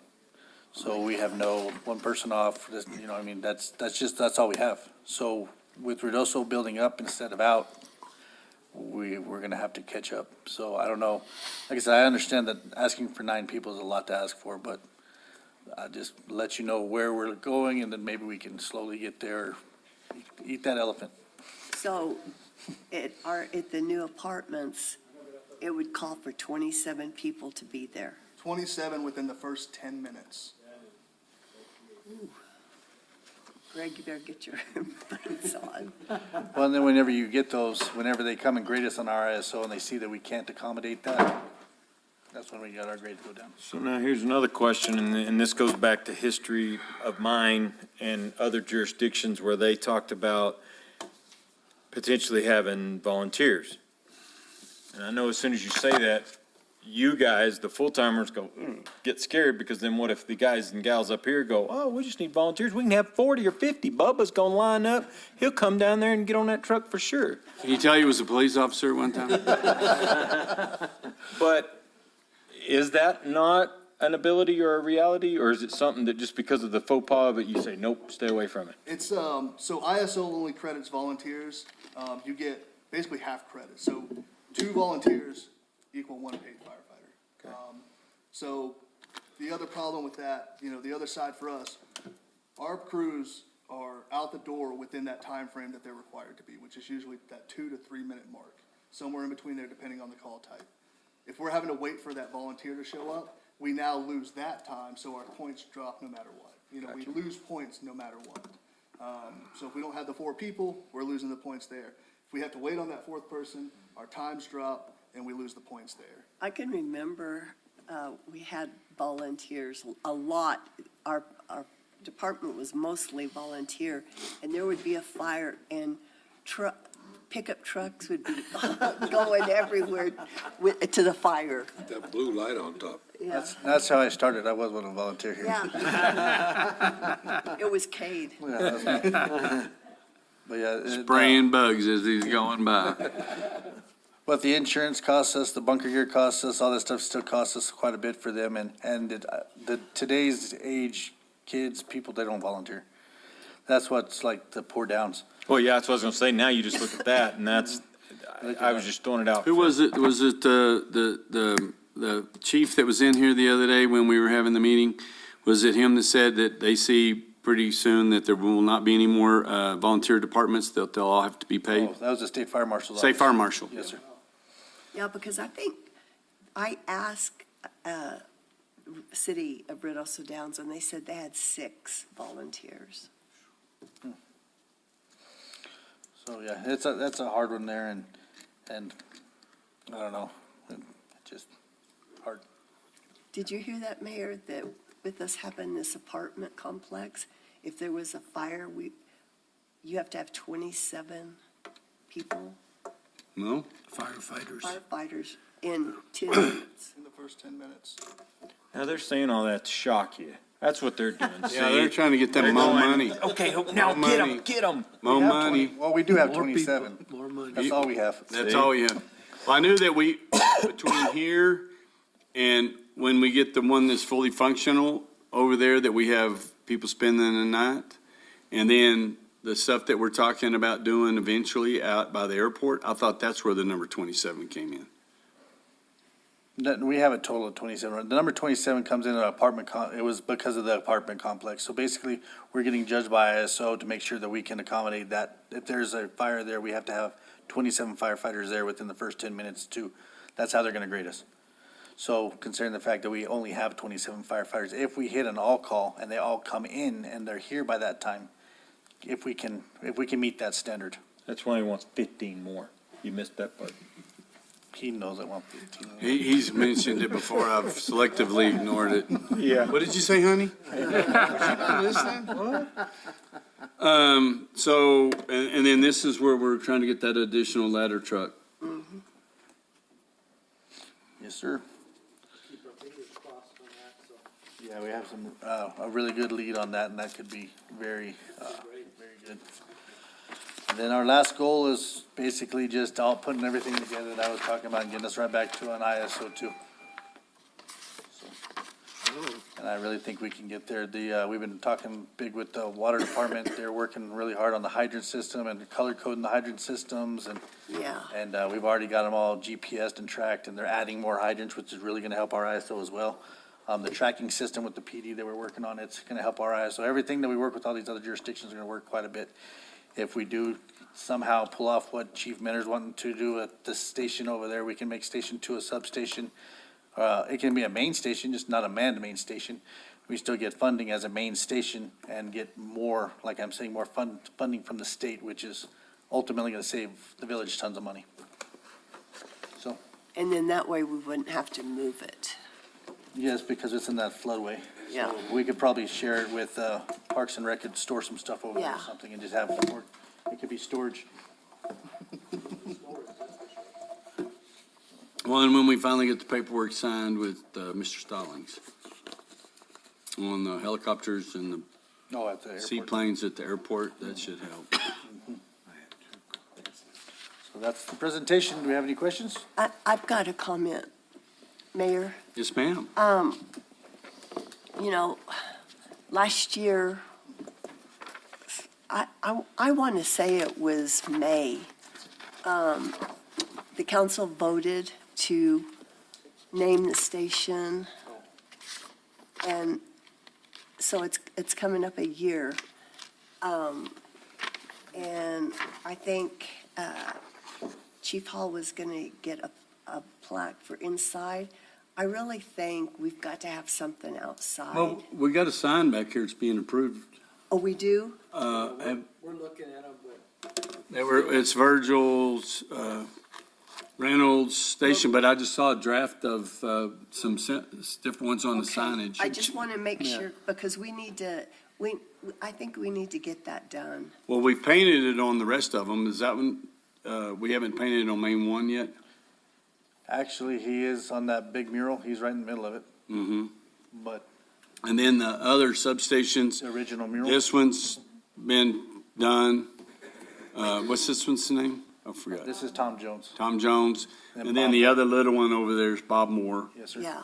and whatever. But no, I saw a rendering of a signage. He did get that working, he's been working with Kerry on that, and we're just trying And to so tweak it some, so. how are we going to pay for that? Out of your salary. So what you thought you were gonna get, that take-home pay just went right out the window. I guess all I'm saying is, I think we need to find it doesn't need to come from the fire department. It needs to come, since the council made that. On the recommendation from these guys. Well, it was. They don't let them off the freaking hook. It come from, if I recall, Michael Morrow came and made a presentation. And I don't think that, I think that we should find the money, that I don't think it should come from the fire department. But that's what's kind of taking just a little bit of time. So we did, like the mayor said, there's some renderings back in the back of some signs, but they were like $10,000 to $15,000 a sign. So I talked to some other people around town to possibly give us some really nice metal work and stuff like that, and they're giving me some designs as well to hopefully cut that price in. How many signs? One on each? No, it's just gonna be one sign. Just one sign? Just kind of like the one that's out in the front here, Yeah, okay, so, but But you're looking at metal, you're looking at somebody might be a metal sign. yeah. metal sign. With with the some- light on it, because we wanted to be able to have it lit up, so. But are we not, I'm sorry, Mr. Mayor. Go ahead. Are we not gonna stick with that branding, I think is what they call it? Well,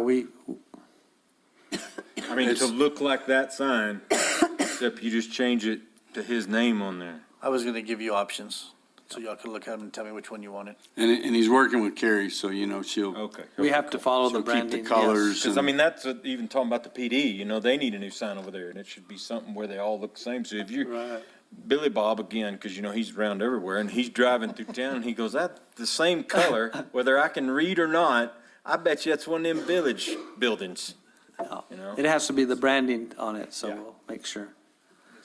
But, you know, we can look at that, but they have been expensive. And so you're talking to some locals that could manufacture one and, They said they could. I sent those, what are visuals to them. yeah, So, renderings. Okay, very good. They are expensive, the Wingfield House. Oh, yeah, that one. It's a while. And that's just for the sign, then you still have to do the install and then have the, Electrical, yep, so. we'll figure something out, but I Yeah. think you're right. I really appreciate it. Thank you for. And if I can make a comment, you guys did an awesome job at Lieutenant Berryhill's service. You guys represented well. I hate to say that, firefighters and all, but you did good anyway. Did you go to it too? Oh, did you? I didn't. It was a good job, good send-off, so, amen. Good report, guys. thank you. Miley, you didn't brag about you guys pulled the car out of you said the firemen are the ones that. Yeah, I can't believe you're letting that get away. But you're just giving, it's called, a song they're writing called Sympathy for the Officer. So they're not saying anything. we don't want to jinx ourselves. See, because that's the thing, you don't throw rocks when you live in a glass house, that's for sure. Okay, next we have Office of Emergency Management. All right, well, hello and good afternoon, council, mayor. It's been an interesting 48, 94 hours. So switching gears, kind of following in what Chief Hall mentioned, just starting out with the overview of the 2025 season, or the year rather. Some of the really good takeaways from last year, we did open the new Emergency Operations Center, state-of-the-art. We won 2 awards for that. 1 award. The office did get 2 awards last year. The EOC award was for the infrastructure, Ron, what was that name of it's the New Mexico Mexico Infrastructure Finance Conference. So we did get an award for that state-of-the-art facility, and it is one of the most high-tech state-of-the-art facilities in the state of New Mexico. So we're really proud of that. We did have a deadline to move into that facility by June 1st. We did meet that deadline. Unfortunately, we started using that facility June 15th. And then we were in that facility for 97 days. So with that, the EOC was activated for 97 days last year, continuing to support response, recovery, mitigation, and preparedness efforts. The Village of Ruidoso is now in the tier of hot emergency operations center. There are 3 levels when it comes to EOCs. You have a cold operations center, you have a warm operations center, and you have a hot operations center. Majority of the United States is in a cold EOC where it takes the time to set up, turn the computers on, reboot Windows 11, all of that good stuff. So, What's wrong with Windows 11? Windows for- 11. Yeah. We're foreshadowing with that here. And so with that, we are again in the top tier for EOCs, so we can physically activate it at any time, and we don't have to move furniture, we don't have to move everything. We just walk in there and we start operations. That was quite evident at 4 a.m. when we activated the EOC on Saturday. And so we walked in, we had the computers were already on, and we were operational. Eric, it was reassuring, at least to me, to see the social media posts Carrie and her team put out with the pictures of Yes, sir. people at EOC. I think that's spread a good message. Yes, sir. Mayor, council, with the EOC, we activated that morning, and we've been in 24-hour operation. So there is someone been in that facility for 24 hours. We are digressing the emergency operations center level to level 3. So we'll just be back into a preparedness stance. But again, intended for that operations center to be used, and it's been used unfortunately, but we're so lucky to have it, and have to definitely give my credit and kudos to Ron for securing the funding, and then y'all, the council, for, again, taking a vested interest in, and community safety. So we appreciate Does that. the EOC give us any points on the ISO? It will when we move that fire marshal into it. Okay, all right. So we're working on, again, advancing even further the EOC's capabilities. We'll talk about that in the, what we're looking forward to 2026. Another really good thing that happened this year was the addition of a deputy emergency manager. Productivity has gone up significantly on the preparedness side.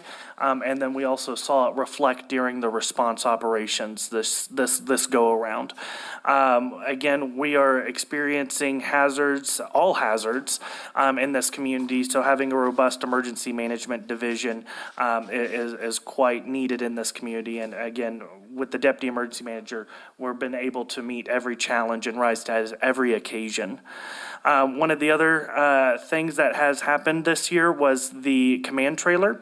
After we found ourselves in Arkansas and got into the correct location, that was my bad. I did not realize I was in Arkansas. And we needed to be in St. Louis. We got the trailer and we utilized it 3 times this year. One of them was for the Xterra event. The other 2 of them were for special events. One of them was for an incident. So we did mobilize it and deploy it for the Ren Fair. We deployed it for the Xterra event. And then actually this week we utilized it for the snow event.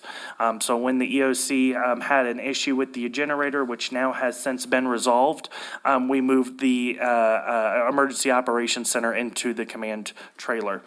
We were also looking to move dispatch in there. Luckily, we got the generator up and operational before we had to move dispatch in there, but we did go out of there. So it's just redundancy at its finest right there. So with that, the new siren system. We rang in the new year, literally and figuratively, with our outdoor warning siren. We have 9 new sirens. 3 of those were voice-capable sirens. And it was very much well-liked by the community and well-needed. We had good sound coverage, and we're looking forward to never having to use them, but we know that they're standing ready when it hits the fan. We also conducted a functional exercise, the Rising Phoenix exercise. It was a regional exercise before monsoon season. It really kind of set the mood and the pace of how we were going to conduct operations. We received a lot of great feedback. Unfortunately, with that exercise, 2 months later, we were doing the real thing. But that's why we train and we exercise repetitively, because we know that the hazards are there. So always maintaining that readiness posture is always critical. The last thing that I had for the 2025 season was the incident management team. We have select village employees and we're moving to a response team. So we get carded and we have task books. They're like field training manuals for law enforcement. So you have, when we talk about the EOC, like a logistics section chief and an EOC director or an incident commander or a public information officer, we can go in and actually have task books where they get the training, and then they get shadowed by a training officer, and then they can get carded.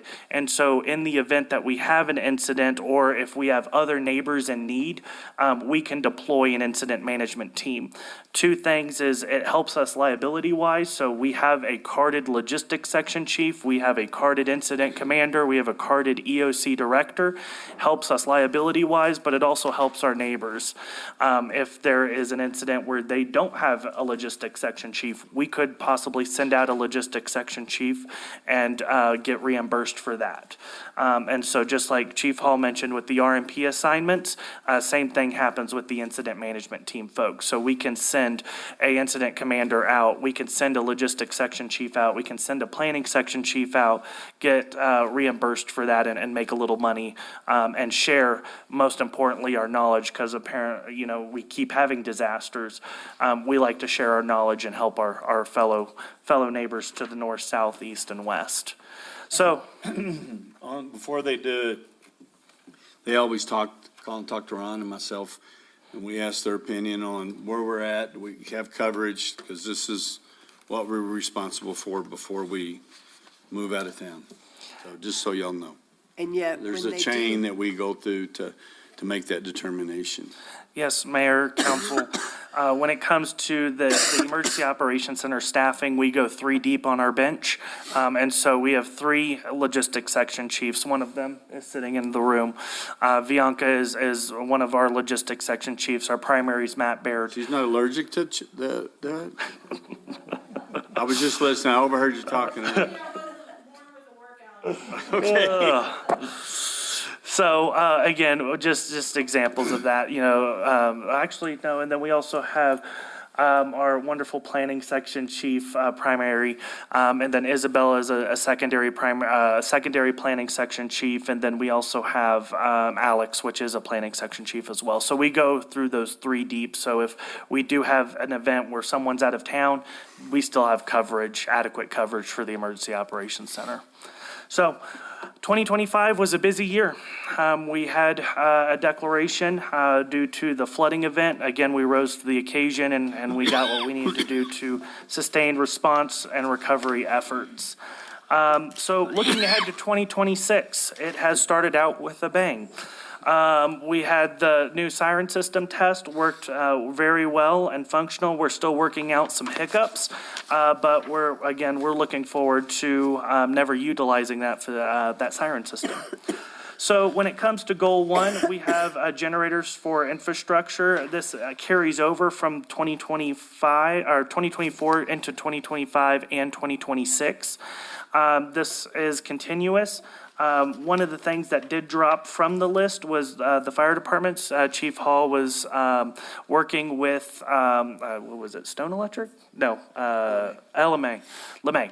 And so stations 2 and 3 now have backup generators.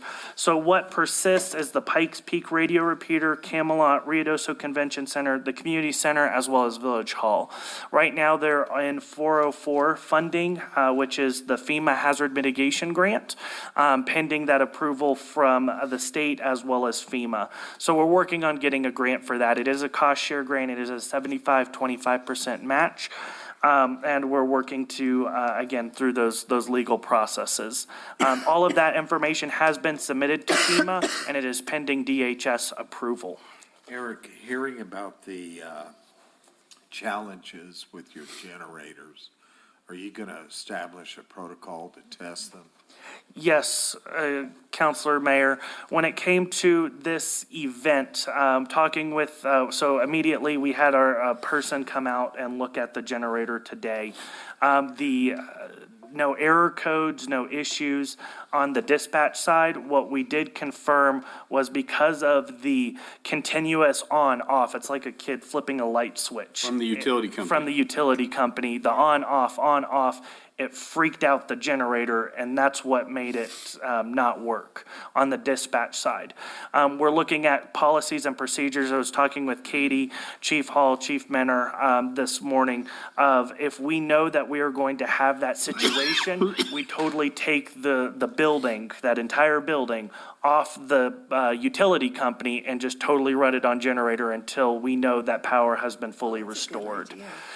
So we're working on policies and procedures when it comes to this event specifically. Now, that one's on gas, or is it diesel? It is on gas. It's on gas, okay, good. So we are working, so that was the dispatch facility hiccup that we had.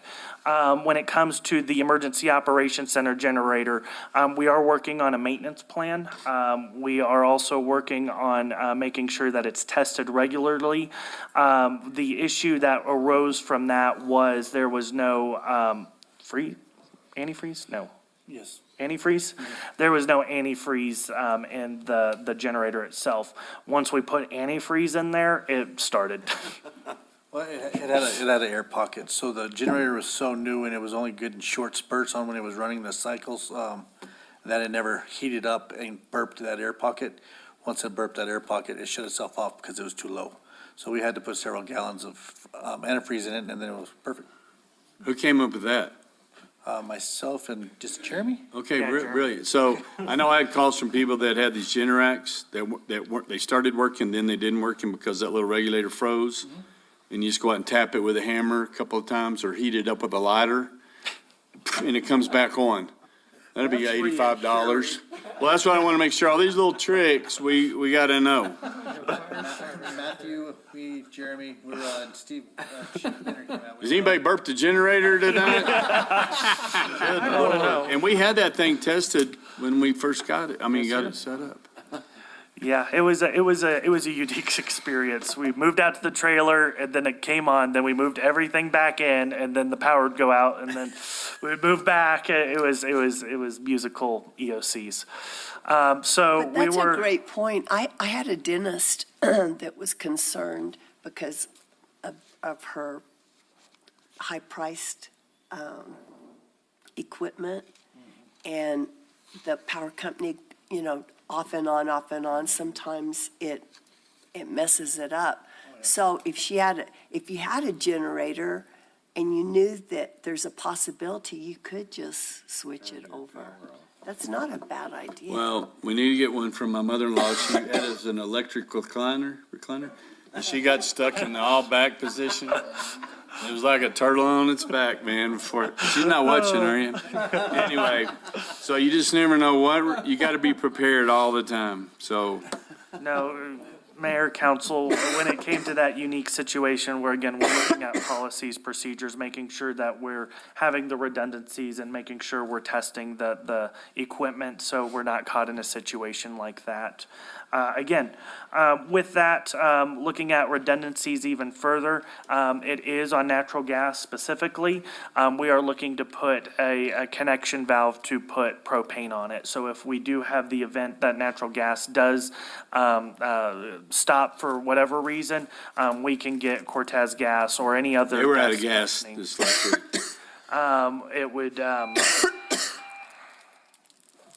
It would be utilized to bring in a truck, transfer it, and then run off of propane. So we are looking at that.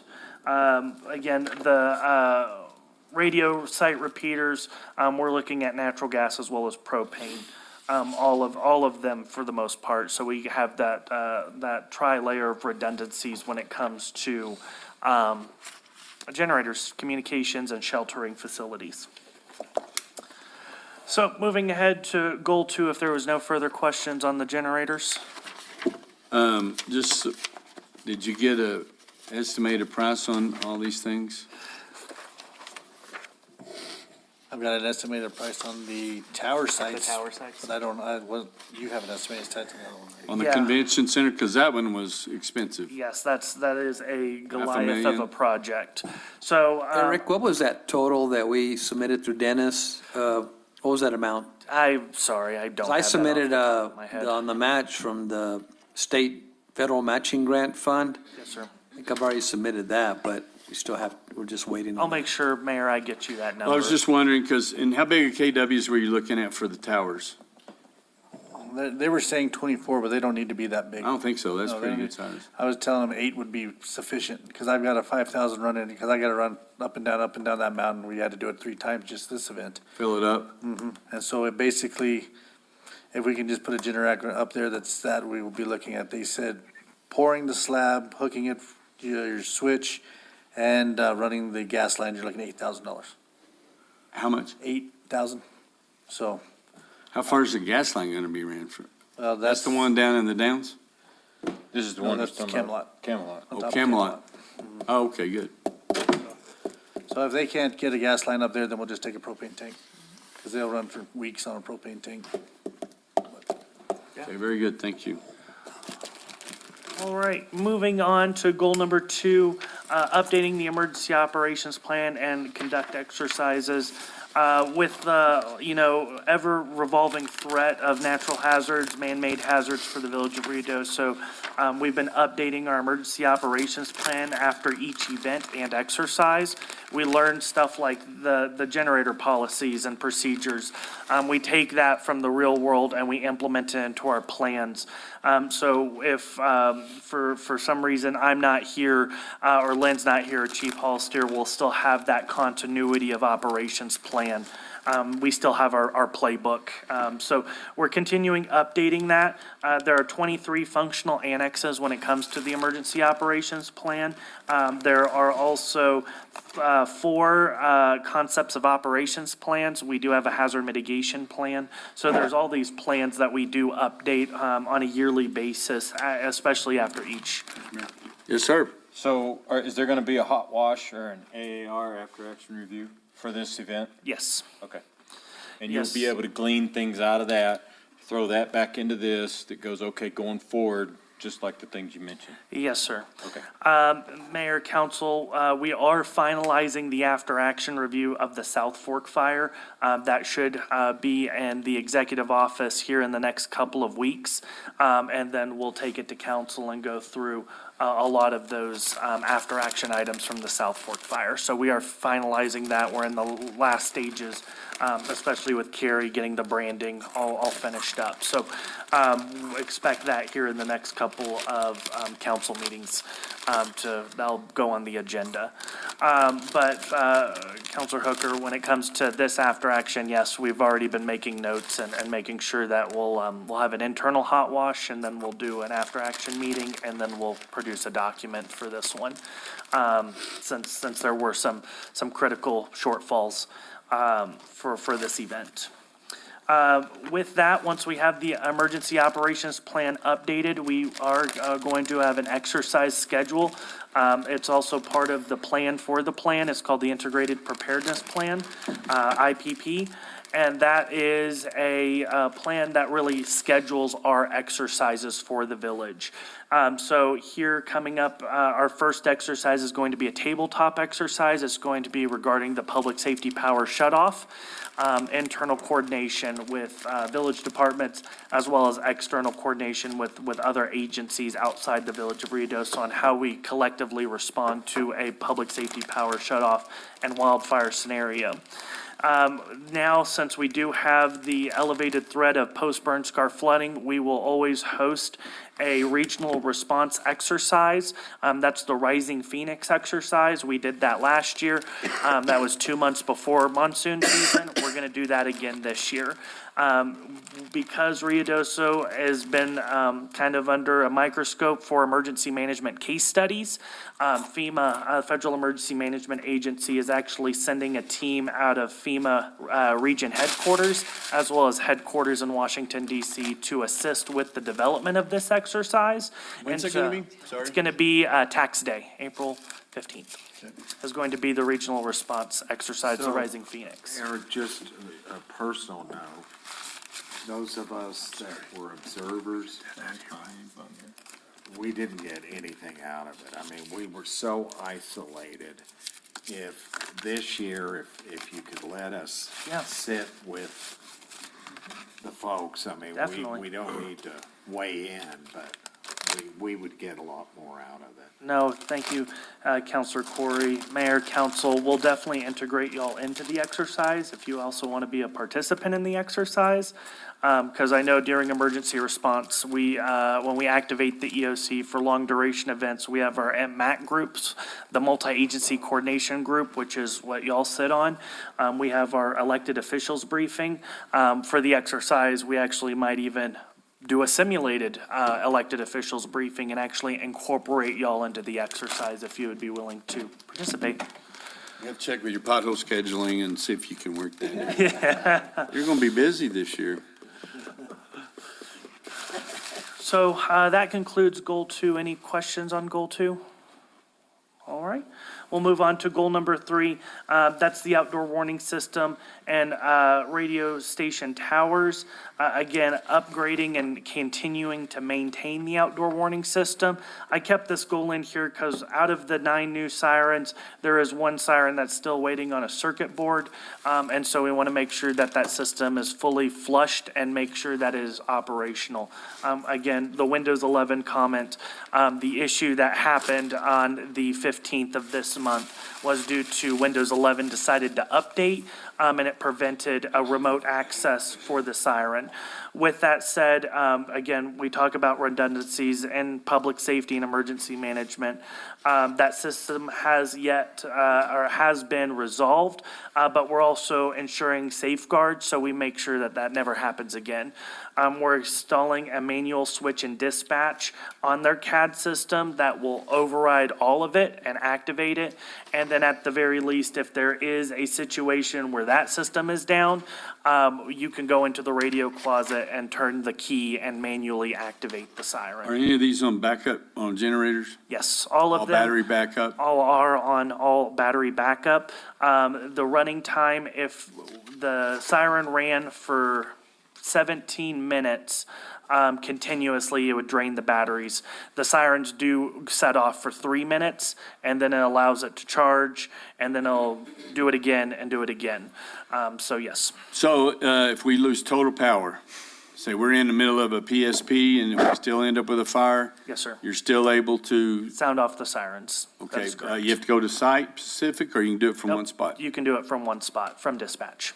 Okay. And there's 3 of them that can be voice activated. That is To tell correct. you where to go. So you have a battery backup generator at the EOC where it's activated? That is correct. And then with this battery backup, it keeps the signal? And That is is it done correct. satellite or through cell phone? It does radio repeaters. Radio repeaters? That is correct.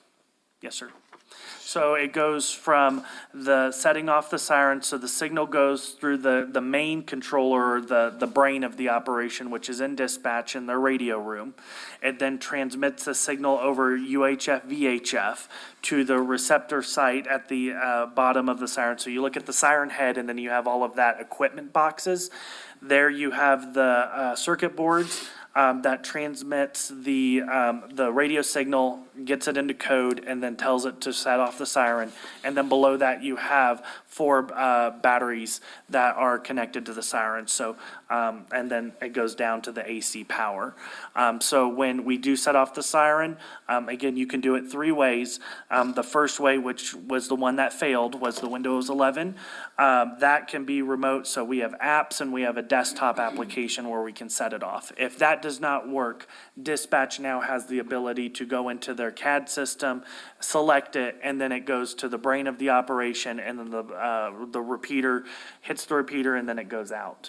And then the lastly is you can walk into the brain, this console, and it has a key in there. It says lock, unlock. You unlock it, and then you go over to the panel and select which button, and then you hit it, and then it says confirm, and then you confirm it, and then it'll go out, and then hit those sites again, and then set off the sirens. We're gonna do it a different way every single time, so What? we're gonna do it a different way every single time, so we know how to do it. Okay. So, yes, my thing, all that, great, hoorah, but the weakness could be if a repeater's down. That is correct. So if we don't have repeaters, which I mean, I know this, if we don't have repeaters, then we got another problem. And they're not going off the repeaters, they're going off of a VHF frequency, that's a direct one, so it's not gonna need the repeaters. From dispatch, the tower and dispatch, Yeah, the way they've got it tied in, it's not tied into any repeaters, it's just using the frequencies. It's like a radio. Yeah, it's using it, but Okay. it's using a direct frequency instead of a repeater, but what you're saying, if that fire hits that pole out there.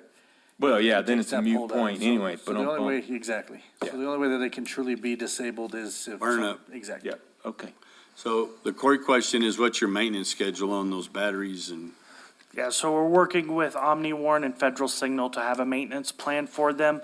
We'll go out there and check, we test them the 1st and the 15th, but we'll also be checking them quarterly. So we'll go around, make sure that they are, the batteries are good, everything's good. But to Chief Hall's statement, we will test the siren system on the 1st and 15th. We'll test it one way on the 1st, And then on the 15th, we'll test it another way, and then on the 1st, we'll test it another way. So testing each of those redundancies so everyone gets comfortable with testing and setting off the system.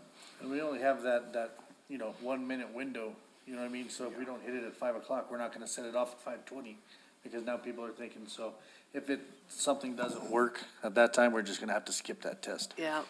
So, and we have the old system still in place, which we set off the other day, because those sirens haven't had the new circuit boards put in them yet.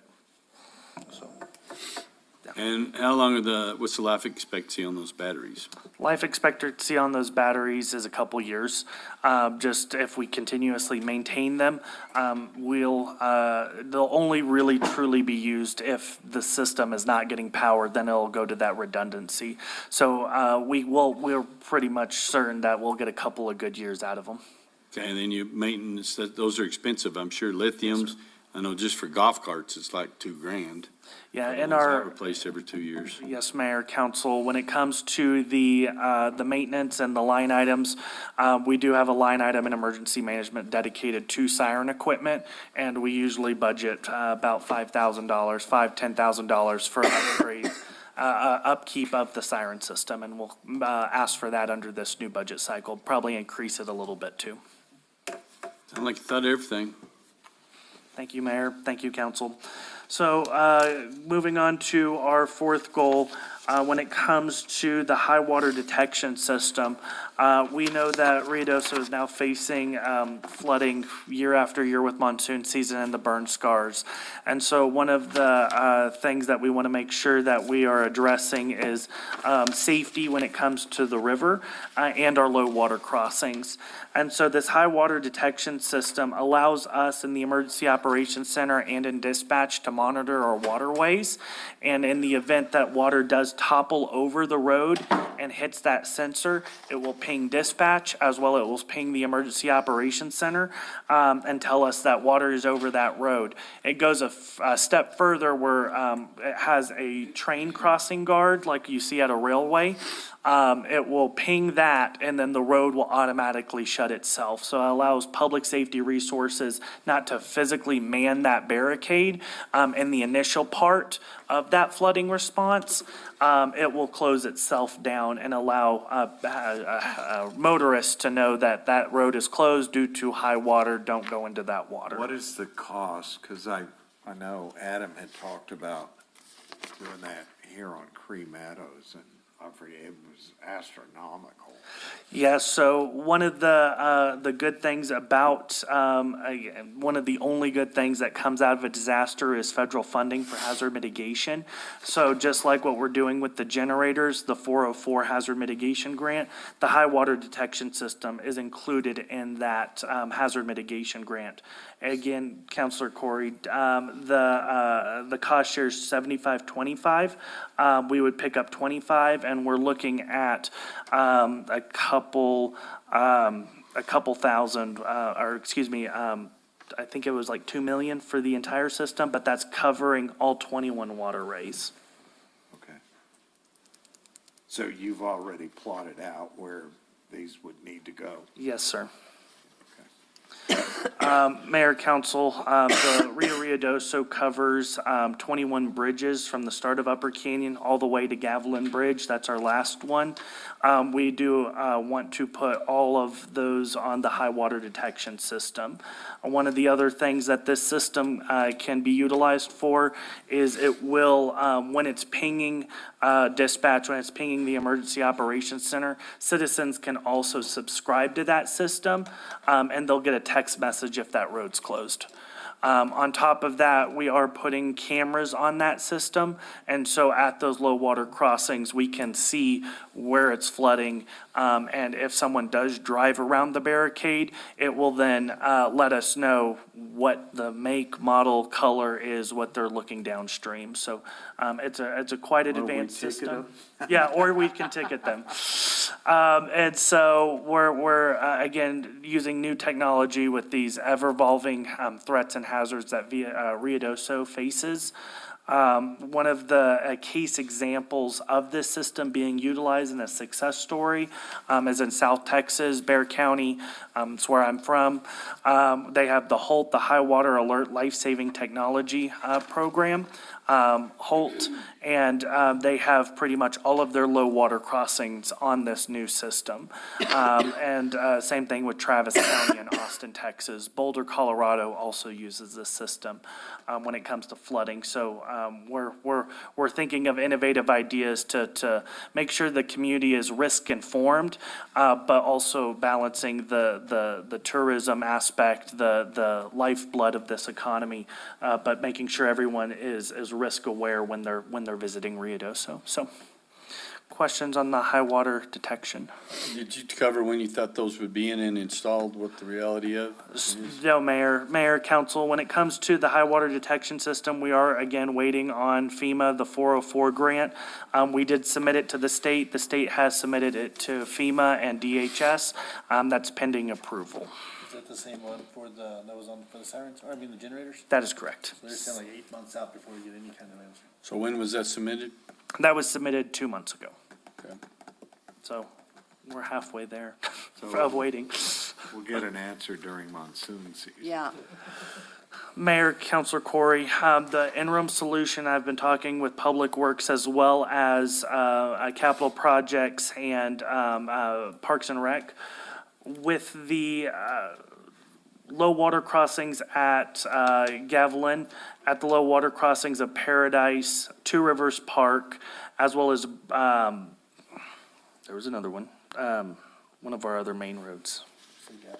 Did I say Gavilan? You started with Gavilan and you were working. your Okay, way working up. my way up. Paradise was another one, and then Main Road. We are looking at putting gates on them, just like Just kind as of an what interim, you like see. like you did on Gavilan? That is correct. So the idea of that is to manually close them, keep the cars out. That is correct. It has nothing to do with keeping debris in the river Nope, or out of the river. nope, Mayor. Do we have a gate on Cream Meadows? No, not right now. The only gate that we have, Councilor Mayor, is Gavilan. So that's our interim solution. It works good It does work if you can get somebody out there. before the water hits it. So that's goal number 4. As we move on to goal number 5, upgrading alerting and OEM software. We did implement Web EOC, which is our emergency response software for the right before the 2024 fires, the South Fork and Salt Fire.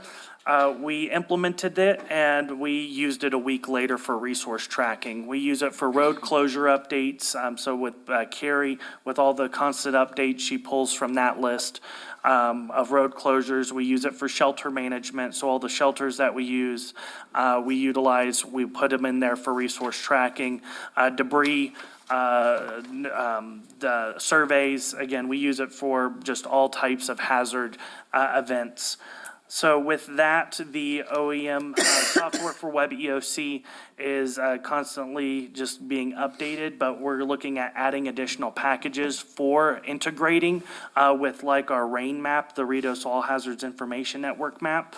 We're utilizing and upgrading it to make those connect. Right now, they don't connect, so we have to update it in Web EOC, and then another person has to go onto the ArcGIS and to utilize it and putting information into those systems. So we're looking to combine those and get them to talk to each other with these system upgrades. We're also looking at updating the Call Me Ruidoso system. Call Me Ruidoso system is done through the Nexus program. AlertSense is its generic name. And so with that, just getting a little bit more capabilities with that. So again, we use ArcGIS, we use Web EOC, we use the Call Me Ruidoso system. So those are 3 programs. We're trying to consolidate all of that moving forward just to be more budget friendly and to make sure that we have seamless integration with the systems. So what was AlertSense, the parent company, what was the other name for it? Connexus. Nexus. Connexus. Connexus. Yes, Okay, sir. I've heard that before.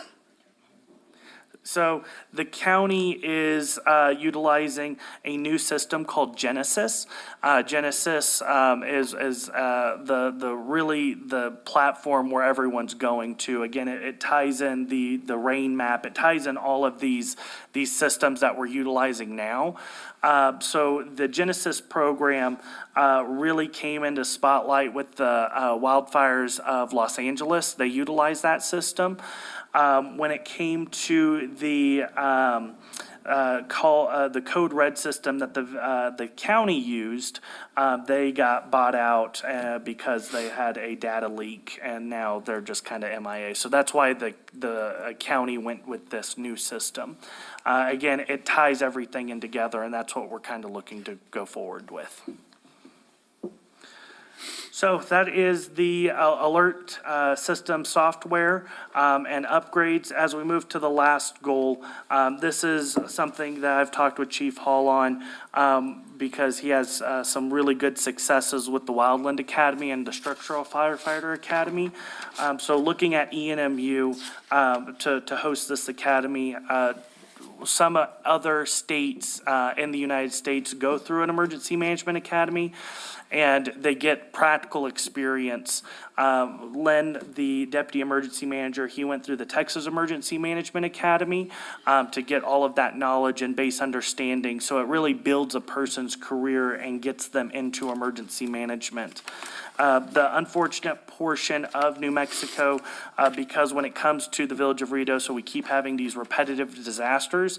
But as the mayor stated, we're becoming the subject matter experts in it. And so we want to make sure that we're building the next profession of emergency managers, and we want to make sure that they get practical experience. And unfortunately, we're going to be the ones that have practical experience in this. So working with ENMU and working with our other partner agencies, if we develop the academy, we can then phrase it where they do coursework and understanding, but during our critical periods of monsoon season, fire season, when we know that there's an elevated risk, we can take those folks that are learning emergency management and then utilize them in our emergency operations center. Where this comes in is redundancy. It allows village staff to then continue daily operations while still reporting and supporting, rather, the emergency dynamics that we might be facing. Because we know that this isn't going away. So we want to make sure that we're incorporating and getting something out of it, which is new generation of emergency managers, but also giving us the power as the village to pull from that labor pool that's qualified and experienced in the classroom, and then give them that practical experience when responding to an emergency. Smart. That's going to generate some revenue for the village at the same time. That's good. Yes, sir. I think you'll be well attended. I believe so, unfortunately, but fortunately. This, if I may, this is gonna be different and/or in lieu of a degree. That is correct. Like you got, and like ENMU Portales has a EM That is correct. degree. This would be shorter, condensed, but give you a piece of paper that says, here you go. That is correct. So we're actually looking to expand that into an associate's degree, Counselor Hooker.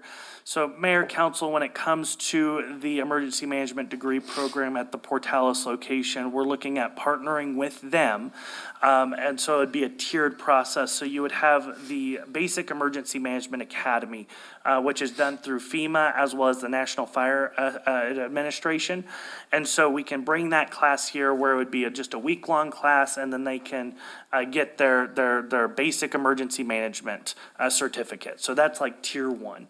Then you could go to tier 2, which we were talking with ENMU on getting an associate's degree. So you do 2 years, you do practical internships with the Village of Ruidoso and the Emergency Operations Center and the Emergency Management Office in partnership again with ENMU to get that association. But then that association can then go and transfer into Portales, and then you can use those credit hours and that experience to get your bachelor's in emergency management. Thank you. No, thank you. We kind of piloted off this Fire 1, Fire 2 that we just started, that we're 28 strong right now. And so it's really helping the college, and the college really helping us. So. All about it. So taking an not unforeseen, but not a good situation and making the best out of it. So if we can, again, share our experiences, share our response, it just builds the next generation of emergency managers in the state of New Mexico and hopefully in the United States. So Good job. I appreciate, Mayor, Council. Apologize, I started crashing at the end of this. I've been tired, so appreciate it, and thank you for all your support when it comes to emergency management. Ron, I've got a follow-up question on the wastewater treatment plant. That for the next increase in capacity, was that included in the rate study? That, Mayor Crawford, Councilor Corey, we need to look at that. I believe it was, but let us look into that to see what projects he submitted. Do you remember, Judy? On the rate analysis for the wastewater, did we add that on there? I don't know all the projects. I know we have a big, Yes. spreadsheet of all the projects by utility, but I don't remember offhand which were which. I'll double check on that and we'll look at that and some of the other ones also. But Thank you. that's also a good water trust board project, so. You're already trying to sell it to the state. Glad you're on that board. Mayor Crawford, members of the council, it's the Colonias Board and whenever we did our presentations, I think Dora's on there, I know everybody on that Colonias Board, which is good, so it's always, When you're around long enough. Yeah, exactly. Okay. All right, thank you. So did y'all pick this quitting point? Yes. Well, we had our next, everybody's packing their crap up and I thought, well, next we one still was- got another hour to go. no, it's 5 o'clock. I know it's after 5. I was just. Our next one was our most important one, but if you want to wait till 8 o'clock, we can. It's Will our, he be available at 8 our o'clock? attorney. Will he be awake at 8 o'clock? Okay, so we're going to Thanks, guys. call it, and thank you, everybody, and we will see you tomorrow at 8 bells. No, you have to take it. Where are the